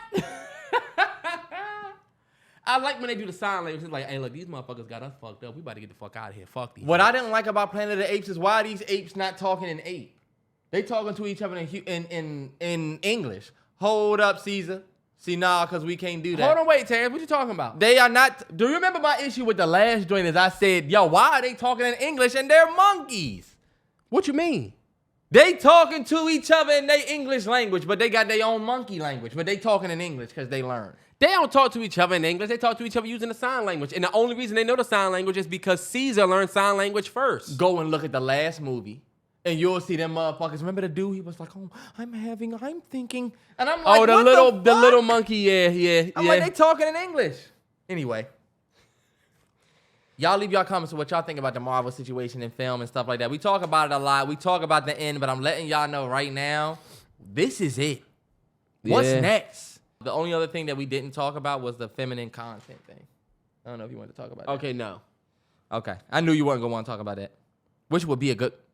Well, let's talk about Combo. it. Fuck it, let's talk about it. We know already said. Let's go. Offset's latest album, Set It Off, is definitely one of the top albums this month or last month, month of October. Shout out to him. He did a big press run for his album where he went on, I think y'all might have saw him on Big Boy's Neighborhood. Y'all probably saw him on Breakfast Club. I think he did another, he did the Bobby Altoff interview when he did his press run. And one thing that he did in his album press run is he did a Go to Bed With Me with Harper's Bazaar. And he basically did like a skin routine at night where he used acne pads, he got the Palmer's lotion and put it on his body, and then he used face lotion and he did some other lotion or something like that, and then he just went to bed. He said, brush your teeth. Brush your teeth? I thought he was going to put me on. And this is the reason why we're talking about this, is because I told Terrell, is there a such thing as feminine content? Like, when you start talking about these dudes who, and we see a lot of it on social media, where you see dudes with, and this is just my opinion, dudes with the little joint that they use to clean their face, and they got the skin thing going up like that, and they doing all of this, and then they got the loofah thing that they use in the wash, and you washing with a loofah, and you get out. You don't use a loofah? I don't use the fuzzy ball that the girls normally use? I use wash rag. What are you, living in the 70s? Nigga washing like you're washing like a Vietnam vet. What do you use, a torn up t-shirt? I said I use a wash rag that they still sell. Brand Terrance, new wash rag. You don't use the... Bro, no, that shit does not, first off, you're not supposed to use those every night. I use one every night for 2 years now. And that's why you smelling like a backside of a fucking... Terrance, I know for a fact I smell better than you. First of all, you still using Dove soap. Fuck out of here. I don't use Black Dove folks. soap. Look, I don't only use Dove soap, and there's nothing wrong with Dove. That is not your real scent that you walk around with. Your scent is the other shit you do. What? The cologne you wear, the oil you wear. I'm not just walking around smelling like a bar of Dove white. Fuck So, out hold of on, wait. So you using a wash rag, but you use body, like you use I got the Dove joint. wash. I got Dove, the vanilla and coconut joint, and I got the Temple Saint joint that my girl got me that brand. Okay. I don't even really bang with that one like that. She probably gonna say he doesn't use it. But I got other shit. Fuck you, nigga. Don't try to start name shit that you don't use just cause. I got the But my Temple question Saint in there. So you taking the wash and putting it on a rag. Yeah, the same way you put it on Y'all need to get y'all some of the loop. All right, you know what? This goes back to what you were saying. We're getting away from the original point. Go ahead. That type of content y'all see all the time on social media is something that's growing too. A lot of y'all got upset, and we all kind of did with bruh, who woke up, brushed his teeth, did all of that stuff, and then went to Target. That was one of the most ridiculous videos of the year. The reason why I brought up Offset's Harper Bazaar content that he did, or the go to bed with me, is I felt like, yo, go to bed with me, get ready with me, do my makeup with me, start my day with me. Is it wrong to say that at least originated as feminine / woman content? No, you're 100% right. You're 100% right that content taps more into a man's femininity. And I hate these fucking words. I hate all of these podcasts that use all of these masculine, feminine, alpha. I hate it all. But that content does cater more to the softer side of a man. And I will say this. I'm not all the way opposed to it, because I think as men, sometimes we do skip out on self-care. I'm going to tell y'all the honest to God truth about me. I didn't start washing my face with like a face wash and like a face moisturizer until Last 2 years? I would say a couple months ago. I started using something specifically for my face. I'm a nigga that I put the soap on the joint, I'll wash everything. Yeah. And I would be lying if I said I wash my face every day before a couple months ago. It wasn't until I really started to think, like, you know what? I got in the shower, I'm going to do my beard, but am I really, like, cleaning my skin? So, anyway, I say all of that to say, seeing that, even though it be like cringe sometimes from these creators, it is good for us, bro. Because as men, sometimes we be men. I'm good. I'm going to get in the shower, I'm going to wash. I'm straight. It was the whole joke about the 3-in-1 body wash for men. Yeah. Well, we'll take a Head & Shoulders 3-in-1 or a Dove 3-in-1, and that'll be it. So I don't mind, like, some of the content. Is it feminine? Yes. You taking the motherfucking vitamin E dropper and doing that, and you niggas are painting your nails now? Niggas painting their nails now and shit like that. Shit like that is my thing is this, like, this Offset. You know, Offset, you did a freestyle interview with Flex. You did an interview on Breakfast Club, a couple other interviews. You did this freestyling your your response to negativities with like L, right? And then we have the go to bed with me with Harper's Bazaar. My thing is like, yo, Offset had some of the better videos of the year. He's doing the throwback Michael Jackson, you know what I'm saying, themed videos. Why not a BTS video of that? I mean, we are your fans that are buying your music. Like, the men are buying your music. And the reason why I said, you know, this might sound kind of like masculine or whatever, but I'd rather see a go to the studio with me from Offset than a go to bed with me with you in Harper's Bazaar, and you just gonna put on you just gonna use acne pads. Palmer's body lotion. And Palmer's body lotion. Like, or body oil. I use Palmer's body oil every day. Like, I'm like, Harper's Bazaar, this Offset? Is this so that on the next track, you can say, oh, yeah, nigga, we was on Harper's Bazaar. Like, my thing is, like, you are Offset, the rapper. You know what I'm saying? Like, why do we not get content that goes towards the music, what you actually do? Why do we have rappers doing women content? Get ready with me, makeup. Oh, I'm going to go ahead. And instead of me doing a go to the studio with me, and look, this how we laid Prince's cut. This is the behind the scenes studio, whatever, where with Chloe Bailey, what she did. You don't think you sound like the niggas that said why these rappers ain't Drake want to sit down with the white girl, he want to sit down with Yachty, and they talking about all this weird shit. They ain't going to Funk Flex, you know? People want the traditional style of promotion, but we kind of past that now. And look, I'm past him going up to, I'm not saying he has to go to Breakfast Club and do the Funk Flex. I didn't even need that. I'm just saying Offset, these artists, not even just Offset, these artists legit just exist. We don't get no BTS into the making of the music no more. We don't get no behind the scenes into your thoughts on the album. We barely get music videos. We barely get shit. But then y'all will go and do get ready with me, Harper's Bazaar. Oh, I'm going to go shoe shopping with Complex. Like, yo, we really just turned into like women shit. Like, we just watching niggas these days, even us regular men. We watching dudes wake up in the morning and do a face routine.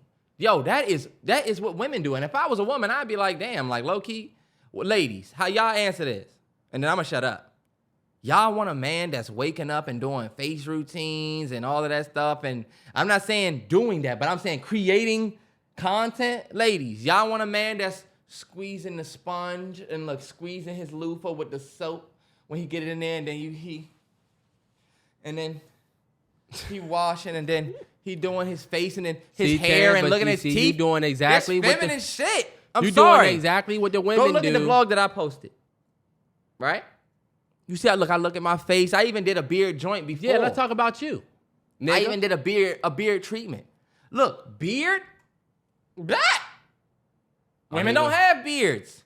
He gonna try to make it seem like he gonna Did try I to make do it his for shit the Elle most Magazine or Harper's Bazaar? I'm sorry, y'all. Maybe I'm being a sore. You being like picky. To me, you doing exactly what the ladies do where they try to make everything gay. You know what I'm saying? I ain't saying it's gay. Maybe they wanna be a woman. Maybe you wanna fuck your friends. You know what I'm saying? It's like, yo, why can't he just wanna take care of himself type? Now this is what I would say. Whenever we have this conversation, we start talking about life versus content. Nobody is saying that a man shouldn't have a face routine. Nobody's saying a man shouldn't have a skincare routine. I have a skincare routine that I do every morning at night. Sometimes, most times, I'll say. Mm-hmm. But every morning at night, I got that. You know what I'm saying? I definitely got shit that I use to keep my skin moisturized, my hair moisturized. I do a hair routine every morning and night. But I just think when you creating the content, it's okay for you to do. But I think it's okay for us to also acknowledge that this is something that was the women's content that we're now kind of like. You're right about that. One thing I will say. Even the way y'all do it. You're not wrong. You're definitely right about it because it definitely is a change. But we live in a world now where there's pronouns, there's gender fluidity, there's, it works out better for you marketably. I don't even know if that's a word, but so far as marketing, it work out better for you when you toe the line a little bit. Mm-hmm. Now, some niggas go cross the line and just put on a fucking dress. You know what I'm saying? And we can talk about the conspiracies with Martin and Dave Chappelle and all of them, Yeah. Y'all know them stories. If you're black, you know them stories. Mm-hmm. But in today's age, showing the softer side of you, it works out. It does. Niggas painting, I will not paint my nails. I don't know. How many of y'all went and watched? Did you watch the Harper's Bazaar joint? No. Right. And how many of y'all fellas watched Offset's Harper's Bazaar Go to Bed With Me? Guess who saw it? My girl. I said, yeah, Offset did a Harper's. Look, oh, I saw it. Oh, you did. You and probably all the other women who give a fuck about Harper's Bazaar probably watched it. I came across it, and this is what the reason why I'm talking about this. I'm like, okay, like I should be coming across BTS content. This is not me saying that you shouldn't do that. I'm just saying we're getting we got the Harper's Bazaar Get Ready With Me. Damn. Like what?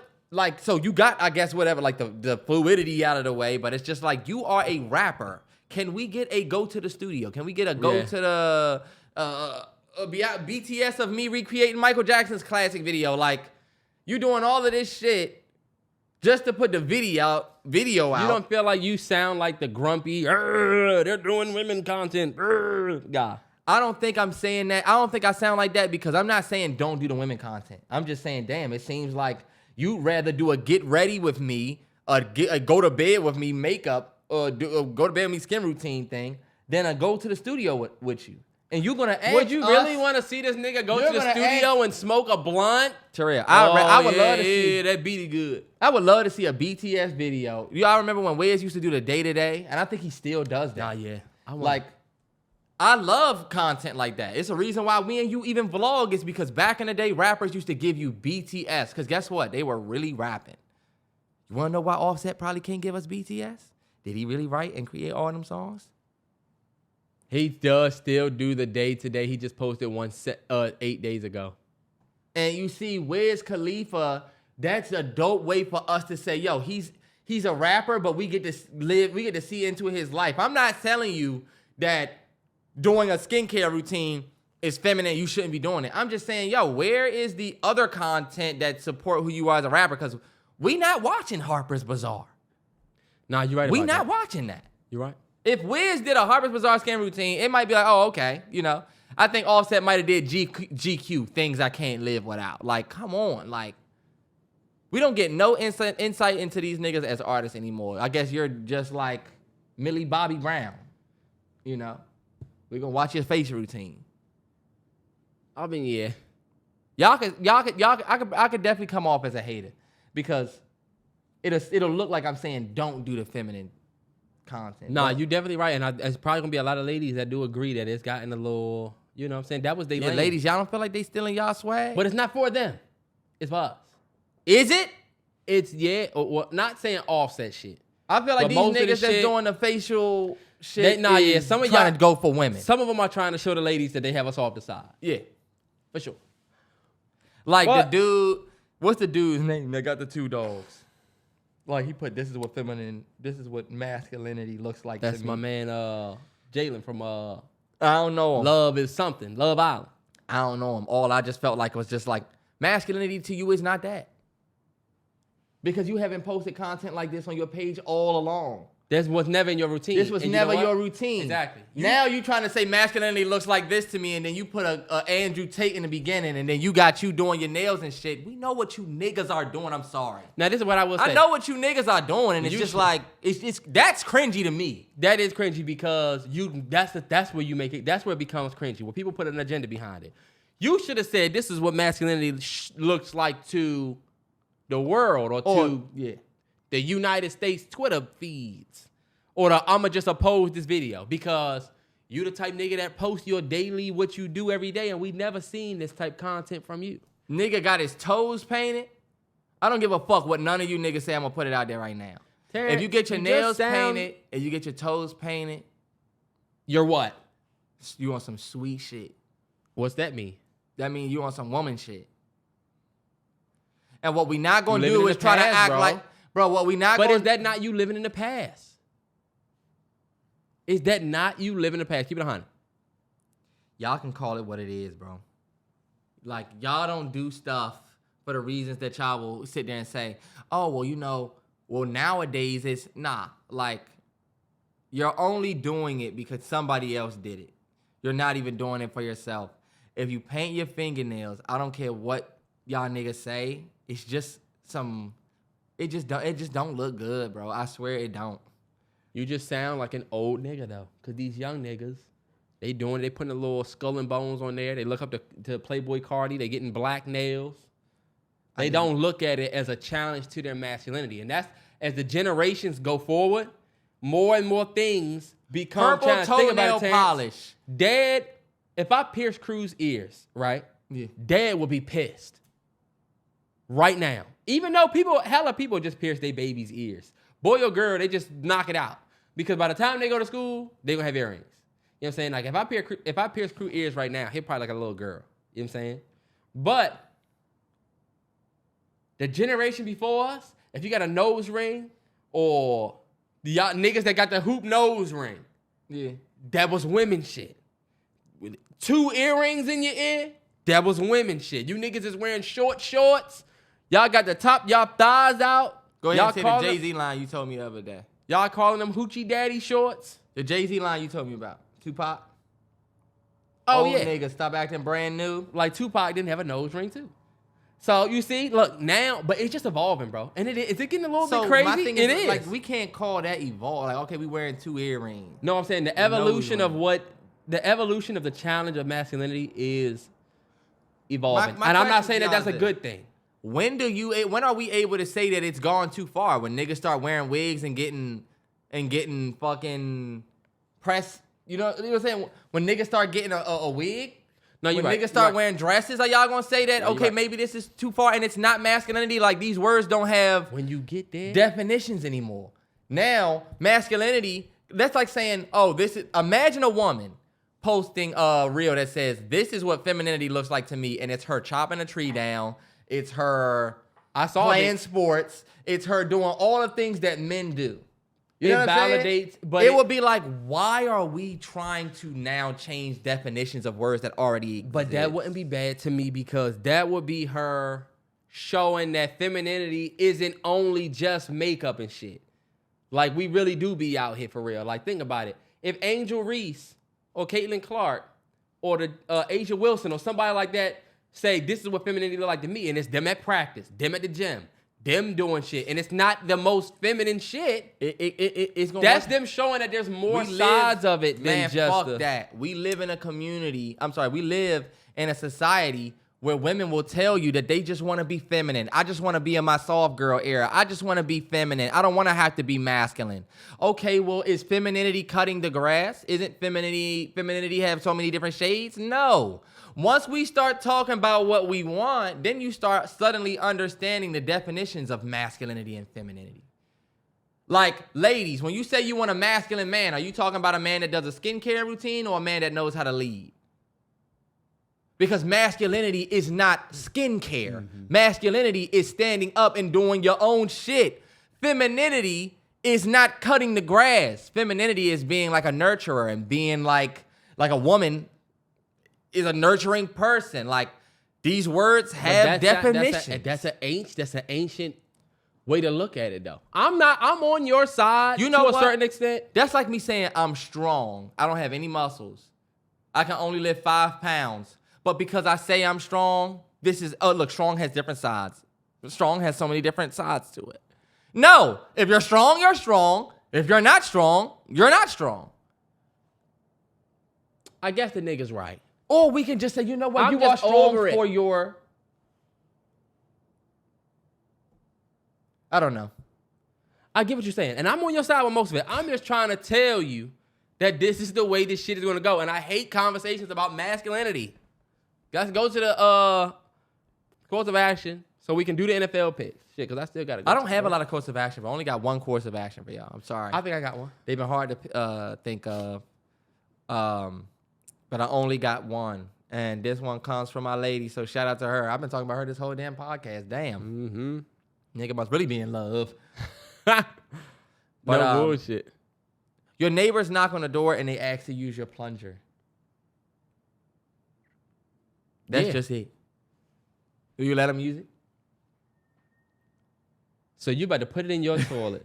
You gonna put my plunger in your toilet and bring it back? I'm gonna say just make sure you wash it off. So you would let them use it? Yeah. You wouldn't let your neighbor borrow a plunger? Are you that? I don't think I'm gonna let my neighbor use a plunger. I'm gonna need a little bit more because we talked about this. Like, hold up, are you? That means they got a shitty pot over there filled with shit water that they need to. And then guess what? They gonna come give it back to you? Dripping. I would respect it if they, hose it down outside and say I hose it off. It's a plunger. I'm not putting that motherfucker back. I'm putting that motherfucker back in the garage or wherever I have that joint, a closet somewhere. I'm not putting that joint back right beside the. Some people have their plunger right by the toilet, but it's in one of them cases. If you got a bare, if I ever go to your house and you have a bare plunger just next to the toilet, that never looks good. I got a bare plunger in there next to the toilet. It's just in this It's in the caddy. It's on the back part of it, and then my front part got my toilet, which joint. But is it in the caddy? I need to see what it look like. Nah, you can definitely see it's a plunger on that backside.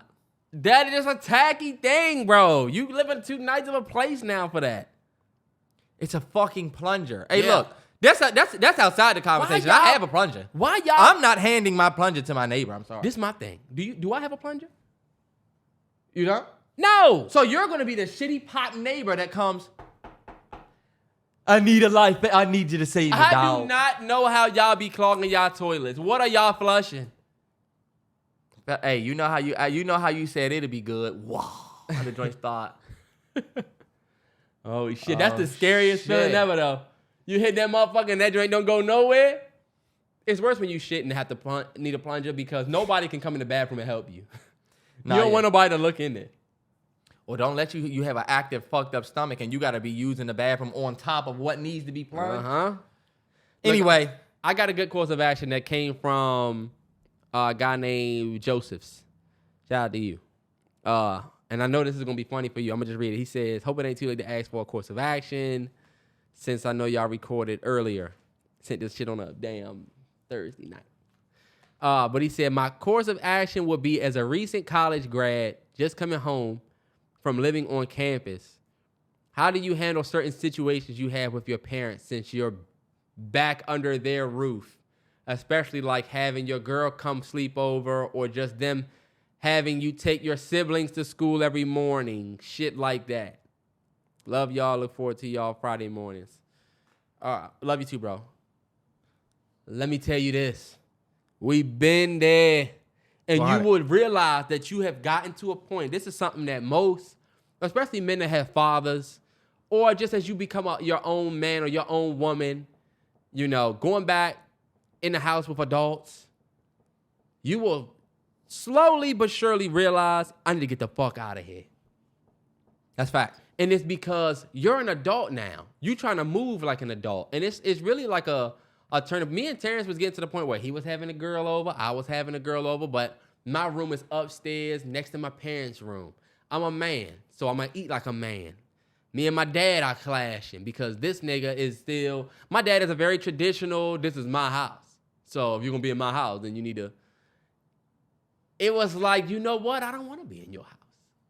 And when you get to that point, you gotta either tough it out and abide by their shit, because you are under their roof, or find a way or start the steps to leaving. See if you can become a roommate with somebody. See if you got a friend that might want to start an apartment with.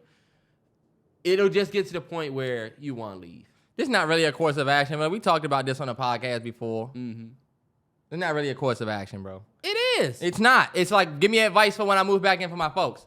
And low-key, advice for when you move back into your folks is you need to be actively talking about just leaving. Your parents need to be saying, oh, yeah, he about to leave, even if you won't leave for 2 years. This way, your parents not hanging long-term shit on you. You need to tell them, I'm looking at apartments, you know, I'm looking at this. And when they say, how are you going to pay for it, right? That's the part that they don't need to fucking worry about. You know, I'm working some things out, but, you know, I got a place that I'm eyeing. And let me tell you, when you start thinking and moving in that direction, speaking it low-key, you start moving towards that anyway. But the best thing you can do for your parents' situation is get them wrapped around the idea that you ain't back to stay. I'm back and I'm getting ready to, I'm not going to be here. They using him, though, for shit. Take your little sister or little brother to school. And that's because they got long-term expectations. They think, fuck it, so-and-so going to be here. We going to ask him to take. Nah, no way. But as long as you under my roof.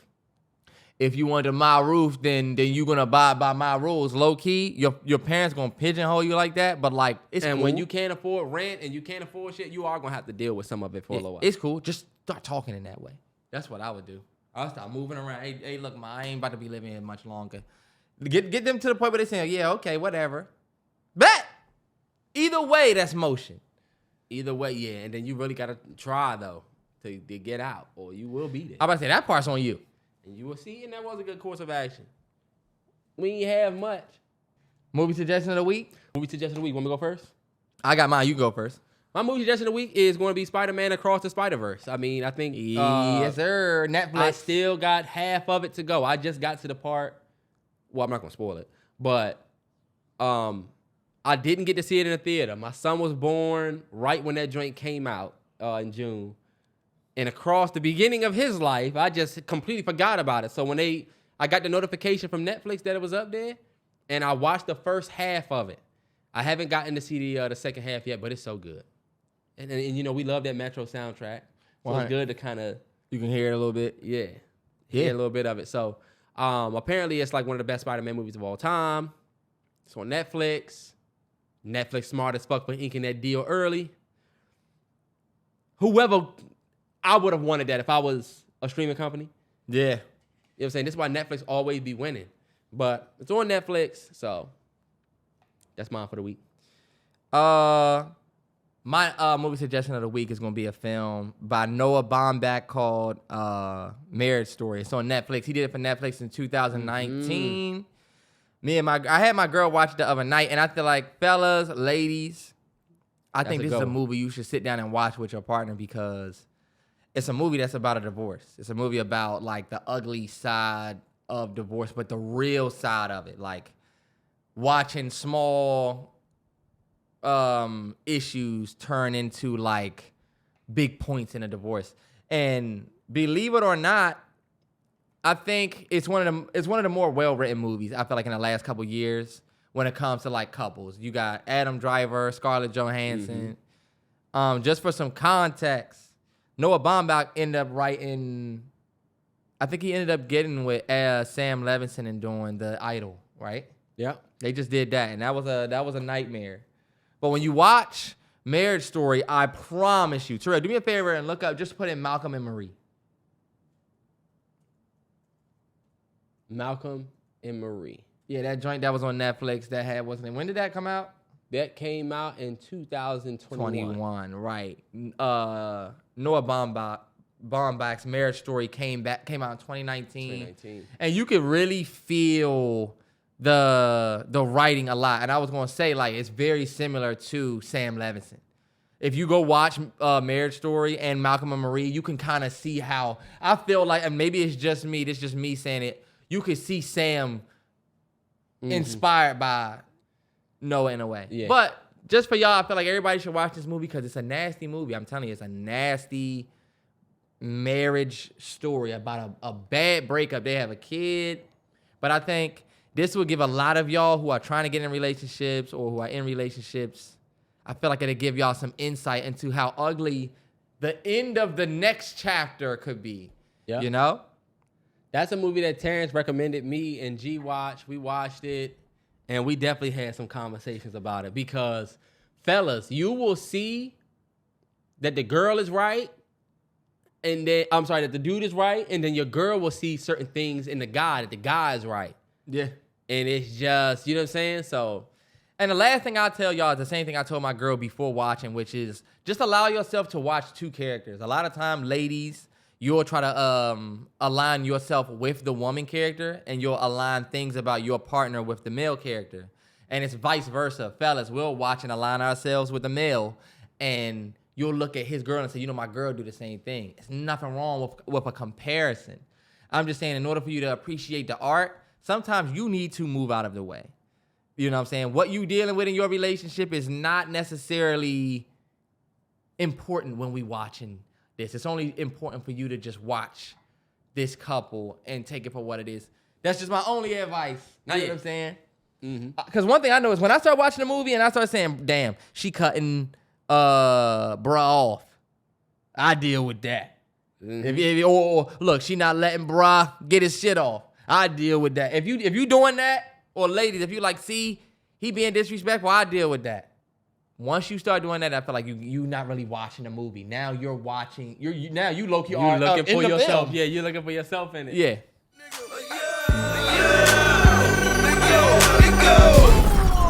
Turn up, man. NFL picks week 9. It's a special week. It's a special week. Hold on, wait. It is week 9. It's a special week, and believe it or not, I think I did pretty well NFL picks last week. Went 11-5. Shout out Whole 9 Watch. Damn, I gotta retweet that. 11-9. I'm sorry, 11-5. I went last week for Whole 9 Watch, and I told y'all I'm trying to come with a perfect week. I'm trying so hard, but of course, first and foremost, we gotta pay respects to some teams last week. The first team that gets respect. Damn, who, Terrell? Are you kidding me? Let me just jog y'all memory real quick. Because Chiefs fans, I know you thought you was going to escape this pressure. I know y'all thought since it's been a week, since it's been just some days, that y'all was going to escape this pressure. Pat Mahomes, 24 games in a row, he threw a touchdown. 24 games in a row, he threw a touchdown. That streak ended on Sunday night. 16 games in a row, these motherfuckers have scored at least, I forget. Fuck that. Either way, my Broncos deserve all the motherfucking respect. Because guess what? When the odds was against us, nobody believed that we would win. We went out there and we whooped they ass so bad. Made Pat Mahomes. I don't give a fuck if he was sick, had the flu. I don't give a fuck. I don't care if the nigga's leg was getting ready to fall off. You trotted your ass out on that field because you was good enough to play, and I know why you did it. Motherfucker went out there on some, oh, it's just Denver, of course, but his Kermity ass voice and pale fucking trash fucking fuck this nigga. Went out there, was like, oh, it's just the Broncos. We're used to beating them. We'll probably beat them back. Guess what? Got your ass whooped. Didn't score a touchdown. 3 field goals. Y'all some shit. We bust y'all ass, and guess what? You won't be able to say shit until next year when we play. Because guess what? That was our W. We don't plan on going to the playoffs. I don't give a fuck if y'all go win the Super Bowl. Guess what? We beat y'all niggas. We beat y'all. No more streak. No more, oh, we always bust y'all ass. It was hella Terrance. I'm sorry, I'm almost done. It was hella Chiefs fans. I remember y'all profile pictures. I just have a photographic memory of y'all profile pictures on Twitter. I remember all the shit. Oh, this motherfucker's crazy. Look at it. He's talking to himself. Oh, here, he's going to do this again. How many times he's going to do this on the timeline? I remember y'all faces. I remember y'all said, hey, when y'all won. And guess what? I didn't see none of y'all when y'all lost. Y'all tucked y'all tail and head like some pussies. I stand 10 toes. One man arm against 50 on the timeline, even if we lose. Because it's fuck y'all niggas. And we won. So fuck out of here. So don't nobody get respect until we get our respect. We had the ultimate respect for this week. And I'm done. I have to pay respect to Denver because I picked the Chiefs. Didn't think that y'all was going to win. You also picked the Bucks. I picked the Bills. You keep saying that I picked the Bucks and I picked the Bills. You did. I picked the Bills. Did you pick the Packers? I think I picked the Colts. I think I picked the Vikings. I don't know who I got wrong, y'all. I got to start going back and double checking these joints because I know y'all want to hear respect on y'all names. Jags. You picked the Steelers, and the Jaguars have been whooping ass. They won 5 straight. The Jaguars have won 5 straight? Yes. Wow. Shout out to the Jags, even though I feel like the Steelers could have won that game, low-key. Jesus Christ. Even when they get the respect, they get disrespected. I mean, Jaguars and Steelers fans. Y'all know what I'm talking about. Same thing with, we lost to the Eagles. I'm not giving the Eagles no respect, bro. None. I respect the Eagles for being a talented team.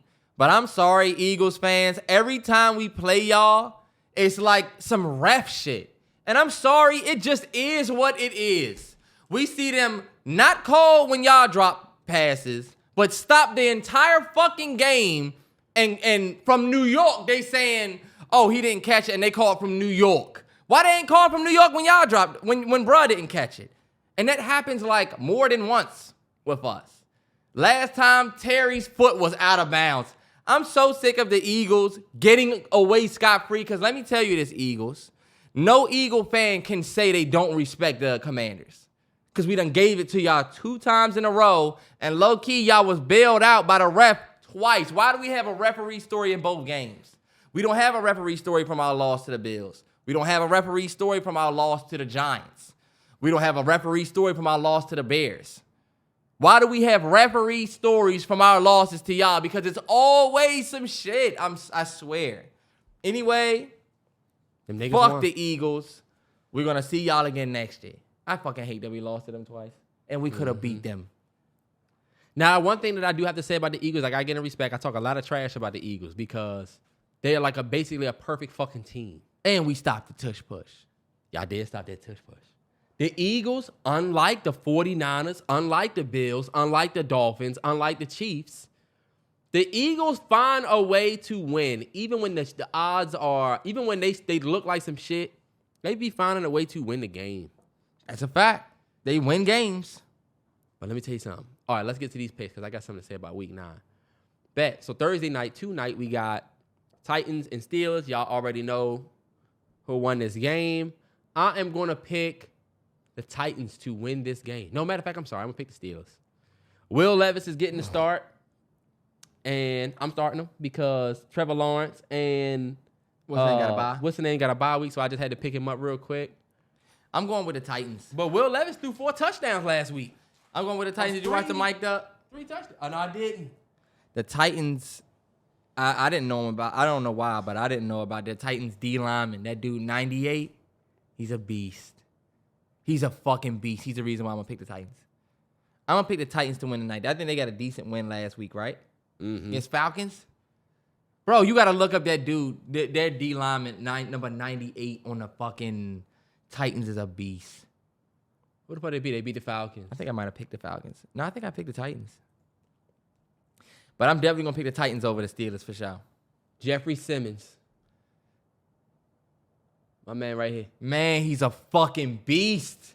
Bro, he's a beast. You got to go watch that mic'd up. Everybody who watched that mic'd up got a newfound respect for that dude. Damn. If you look at all the comments, they're like, yo, Titans mic'd up was the best part. I slept on D-Hop, bro. He's still that nigga. He's still out there. He's still that dude. I'm picking the Steelers, though, to win. I'm picking the Steelers to win, even though I got Will Levis. I would love to be wrong, but I think the Mike Tomlin and them going to get a win at home. All right, bet. We're going to fly through this. I'm about to say, let's try to get through this, bro. Yeah. We done already went way too long. Dolphins and Chiefs? Chiefs.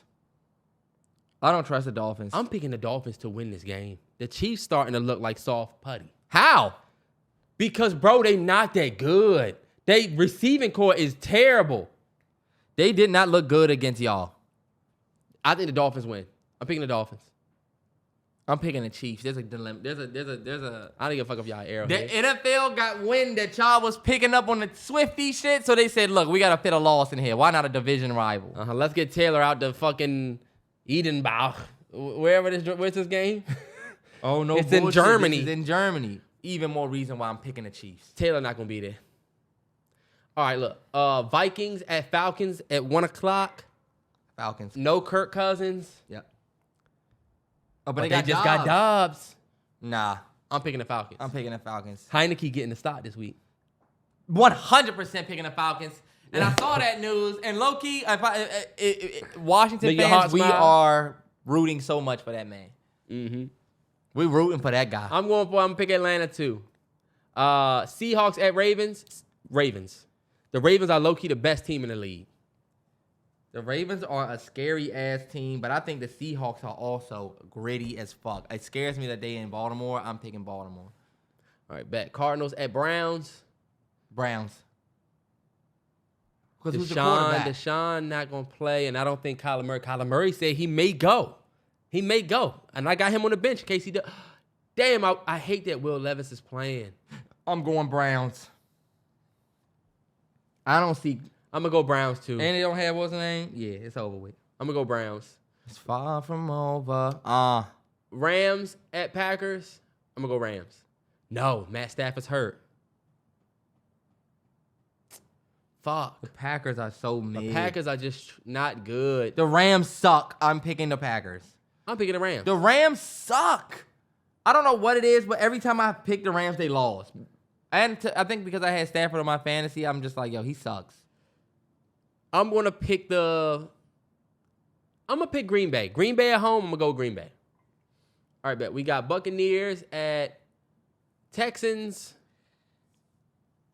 Both teams 3-4. CJ and them look good. Baker still plays. Damn, this is tough for me. I don't know why. I'm going with the Bucks. I'm going to go with the Bucks, too, to get a road win at Houston. That's a tough one. I would not bet on this team because I don't know how it would go. Sheesh, I don't know either. That's a tough game. I'm going to pick the Bucks. I'm going to pick the Bucks, too. Commanders at Patriots. I think y'all can eke out a win here. Commanders still got a shot. I think we still have a talented squad, but y'all, the season is over. Yeah, losing Chase and what's the name? Losing Chase Young. On that real quick? And slightly. Losing Chase Young and Montez Sweat, to me, it just lets me know that, like, everything that we've been building, this big defensive front, we got a big defensive front. You know, the team goes as the defense goes. All of that, all of our plans just down the drain now. Like, Montez Sweat was not playing bad. Chase Young was not playing bad. Do not listen to Washington fans that said that they was mid. Like, Chase Young had 5 sacks. That's one away from Micah Parsons this year. You know what I'm saying? Yeah. Montez Sweat was not playing bad. It's just like Jack Del Rio sucks. Washington fans, do y'all know that we've given up over 30 points in like over half of our games? Like 5 of our games, we've given up 30 points. Y'all think that's on Chase Young and Montez Sweat? No. We got a crazy ass defense with all this talent that's not working because our fucking coordinator sucks. But to lose them, the season over with, bro. We might go out there and get dogged by the Patriots. If I was betting money, I would bet on the Patriots. Just because even our whole fan base, our whole organization is just like, this dude was like, remember we were 2-0, how that felt? Yes. Yeah. Like we thought we was doing something. We should be 5-3. If we beat the Bears and Giants, we 5-3 and not 3-5. We wouldn't be. I don't think we would have traded Chase and wasn't if we 5-3. But y'all lost them games. You gotta win. Season's over. I'm pick the Patriots too. Picking the Commanders. I feel like y'all a little fractured right now. Yeah. Bears at Saints. Saints. I'm gonna go Saints. I'm gonna go Saints at home. Bears at Saints. I'm going with the Saints in the crib. Saints at home. Colts at Panthers.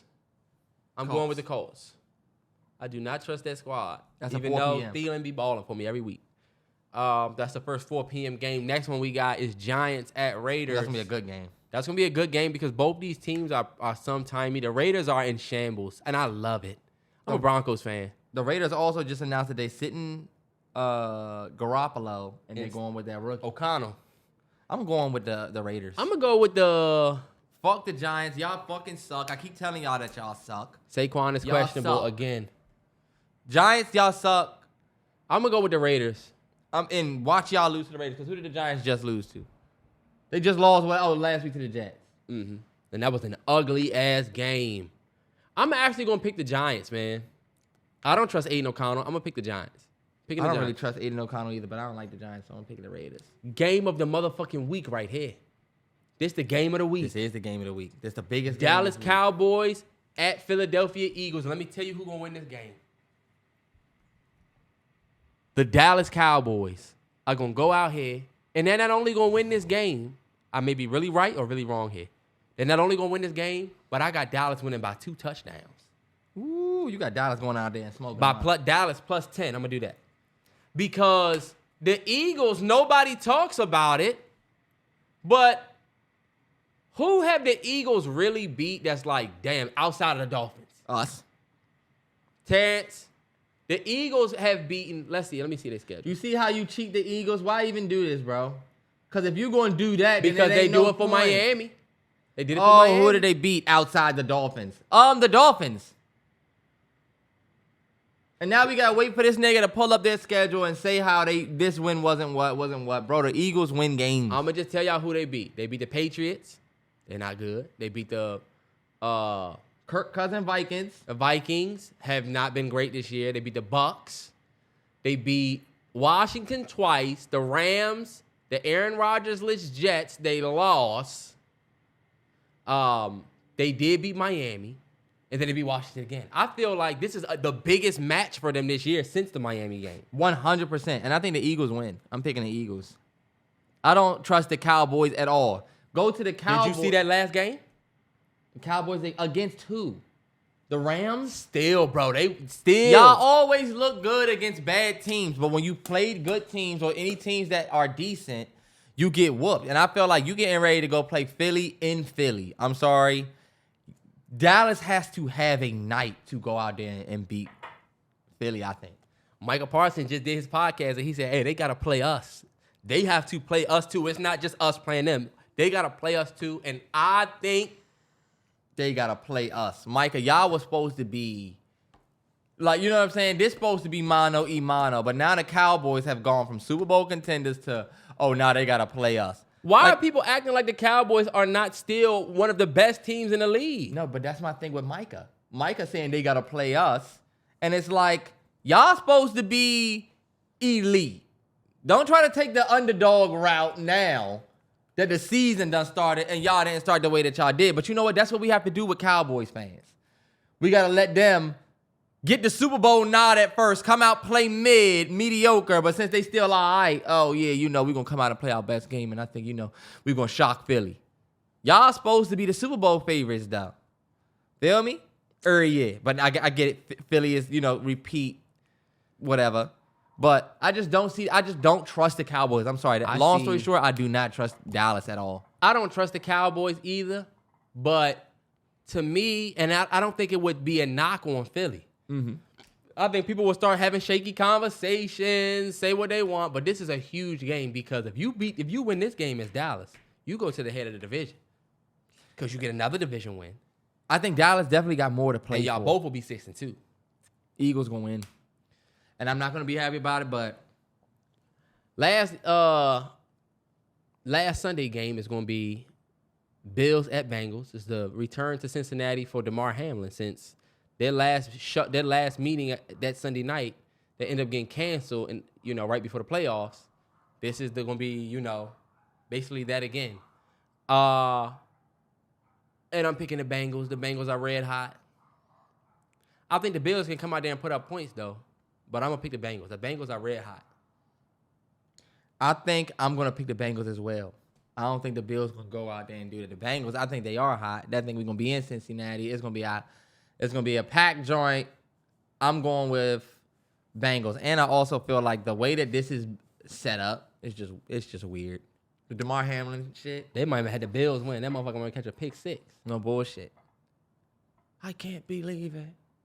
And that, remember when the dude ran the touchdown? You couldn't write a better story. You can't write a better story. Right. Choice words. All right, bet. Last game, y'all. Monday night, Chargers at Jets. I'm going to pick the Chargers to win this game.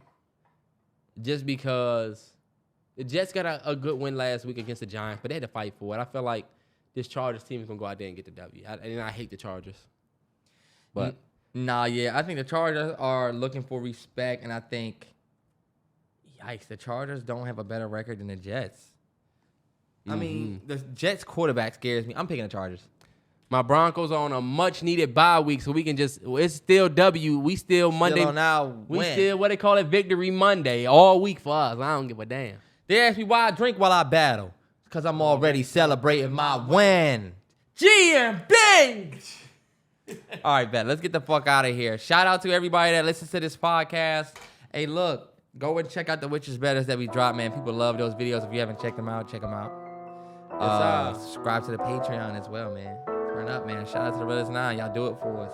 100% every time. Next time.